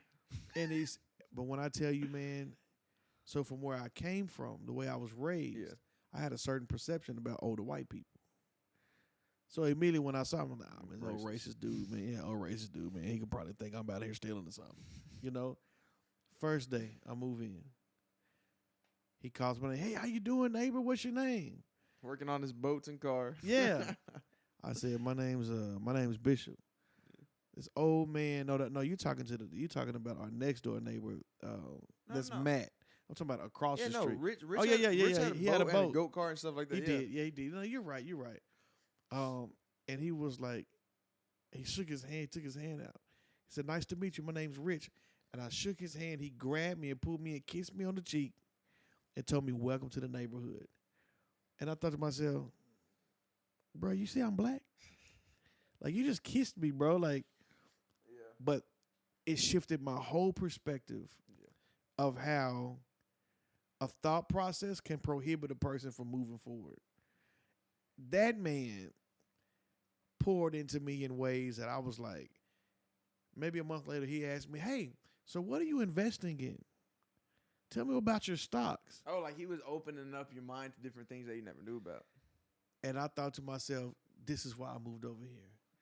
Because where I See, was I didn't living. know that. That's crazy. Yeah, that man will begin to tell me about investing. He will begin to tell me about stocks. And yeah, you got to talk to my wife. My wife actually has a company where she helps people do that. These people are talking about things. It sounded like Japanese. Because this is all very brand new to you. Because we had just moved from Duncanville.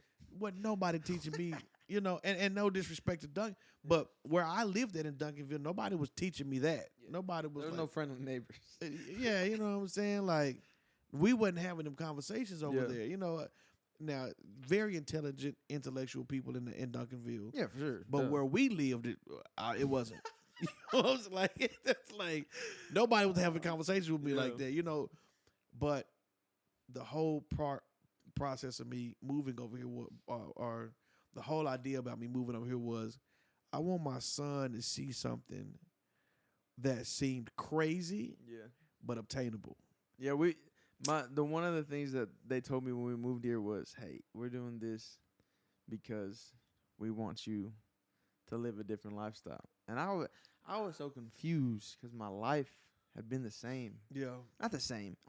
Like I said, I had always been taking care of my dad. I had my dad too, so when I would go over my dad, I would be spoiled as well. My dad's still a great dad. But I had this thing to like, my life is just gonna be this. Yeah. Just like you said. I didn't think I was a loser. Yeah.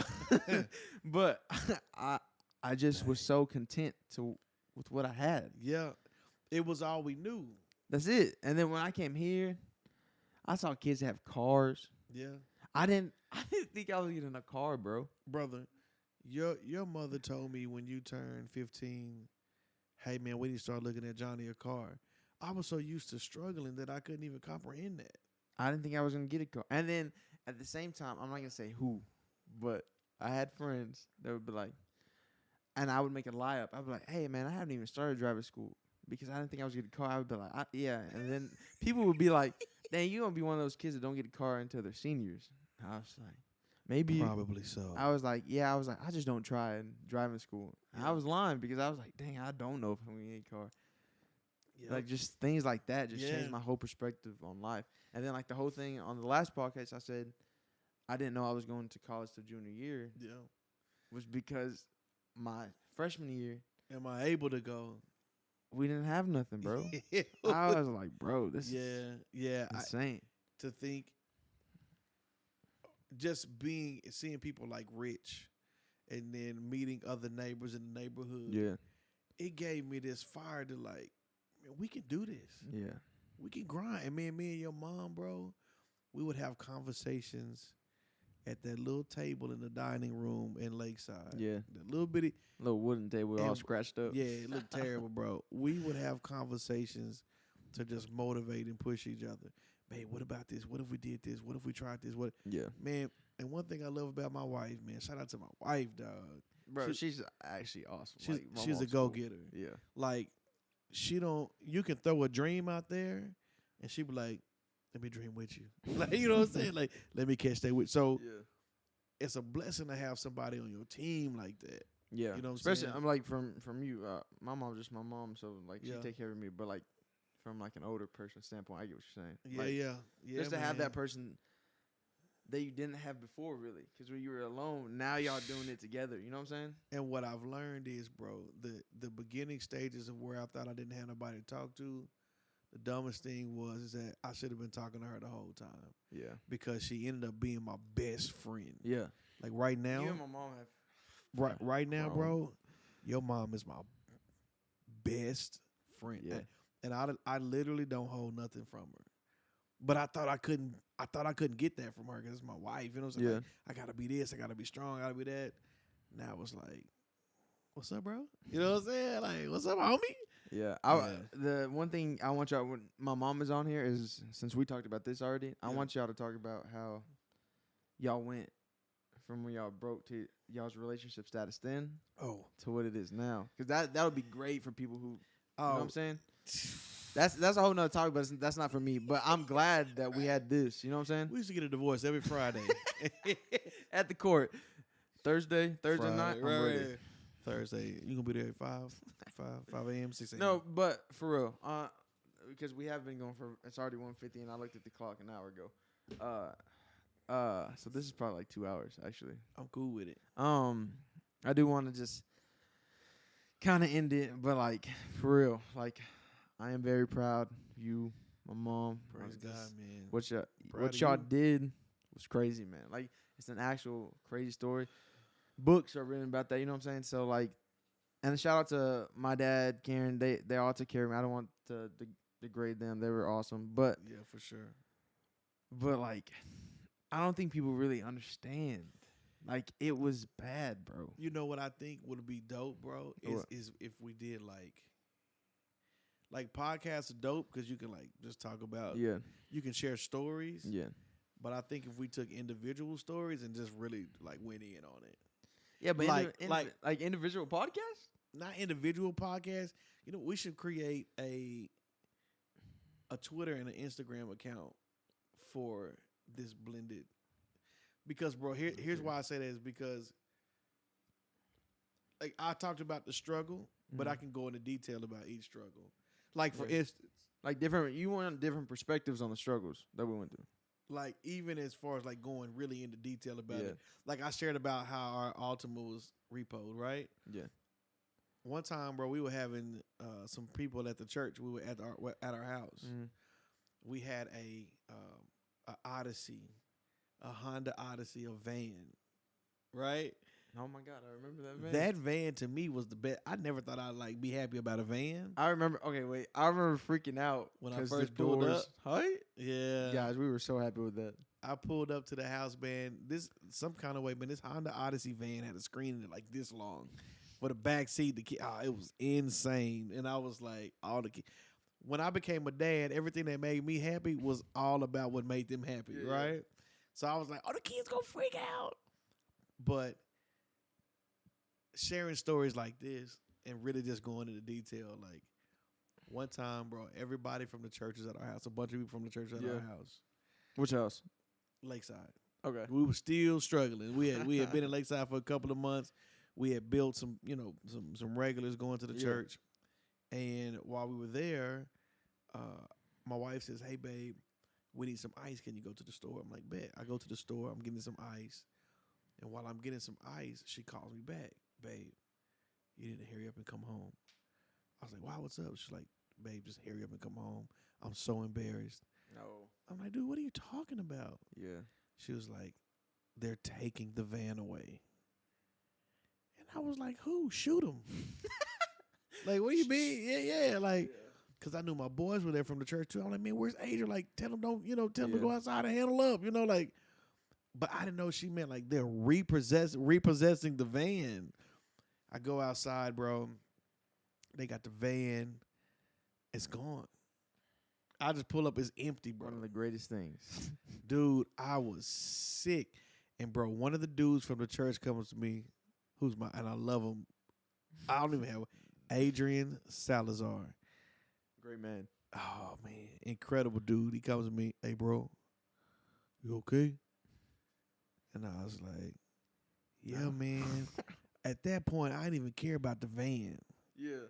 I was like, Oh. I'm so embarrassed. You know what I'm saying? And he was like, "Sorry, dog. God just got something bigger for you, bro. That's all." And I thought, man, who is this dude? That he would lift me up that way, bro. And I was just so embarrassed, man, at how I felt. But I went back in that house that night and I continued to laugh and play and have a good time. They made me feel like everything was gonna be okay. And sharing stories like that, bro. Like, I'm preaching to people every week that God will provide for you, He'll meet all your needs. And they took my van in front of all them people. Yeah. So the people that I'm telling to, you ain't gotta worry about nothing, everything gonna be okay. Liar. Yeah. Where your van at? God didn't know your van was gonna get taken. Imagine somebody said that. Ah. Something came in the mail today. Yeah. So yeah, man. It was tough. But we gotta create a extra social media page. We got to create a documentary of how many houses we moved through. We got to go look at all the houses. Reminisce. Let's do it. Bro, that would That'll be crazy. be a dope podcast. Well, we can't. This is the podcast. I can go get video and come back and talk about it though. Facts. I love it, man. I had a good time. Bro, this is what we're meant to do. Bro, I like doing this with you, man. 'Cause you're a good. Yeah, I mean, I did mess up a few times in this podcast, but I mean, I love this. You man. had to go pee in the middle of the set. I know. I'm sorry. I got to pee now, but I do too. The whole point of this was because I know a lot of people that still are where we're from, and I don't want them to think that like that's it. Like, That's not it. What I've learned as a kid to now is if you grow up with God, something's gonna work out right. Man, It's gonna work out. So I don't like seeing suicides over things being bad, problems like not obviously problems, but like what is it? Like drug abuse, alcohol abuse. Like guys, y'all, I promise you, some of those things are all just because of situations. I don't give up, man. Bishop was working at T-Mobile crying. Like think about that, bro. Think about telling your 3-year-old daughter that can barely speak, "I want ice cream," and saying no. Like And really meaning it. It gets, bro. Wherever you're at now, even as a college student or as a grown adult, if you're lost, like you'll get there. You'll get there. Just don't give up, man. Yeah, man. I think that the biggest thing that I would encourage people to do, because the reason why your mother and we were so lost is because we didn't know our purpose. Yeah. And when I found out the reason why I was created, everything changed. And when we began to think about what our marriage was for, then God was like, "Now I can bless y'all because y'all was acting stupid." Yeah. Like I couldn't take y'all nowhere because y'all couldn't get on the same page, you know? That's but crazy. now that we have that, I feel like it's wide open. So, I can't wait to get that experience, like to learn, like, oh man, like from my wife. You know what I'm saying? Oh yeah, and be willing to learn because she can teach you.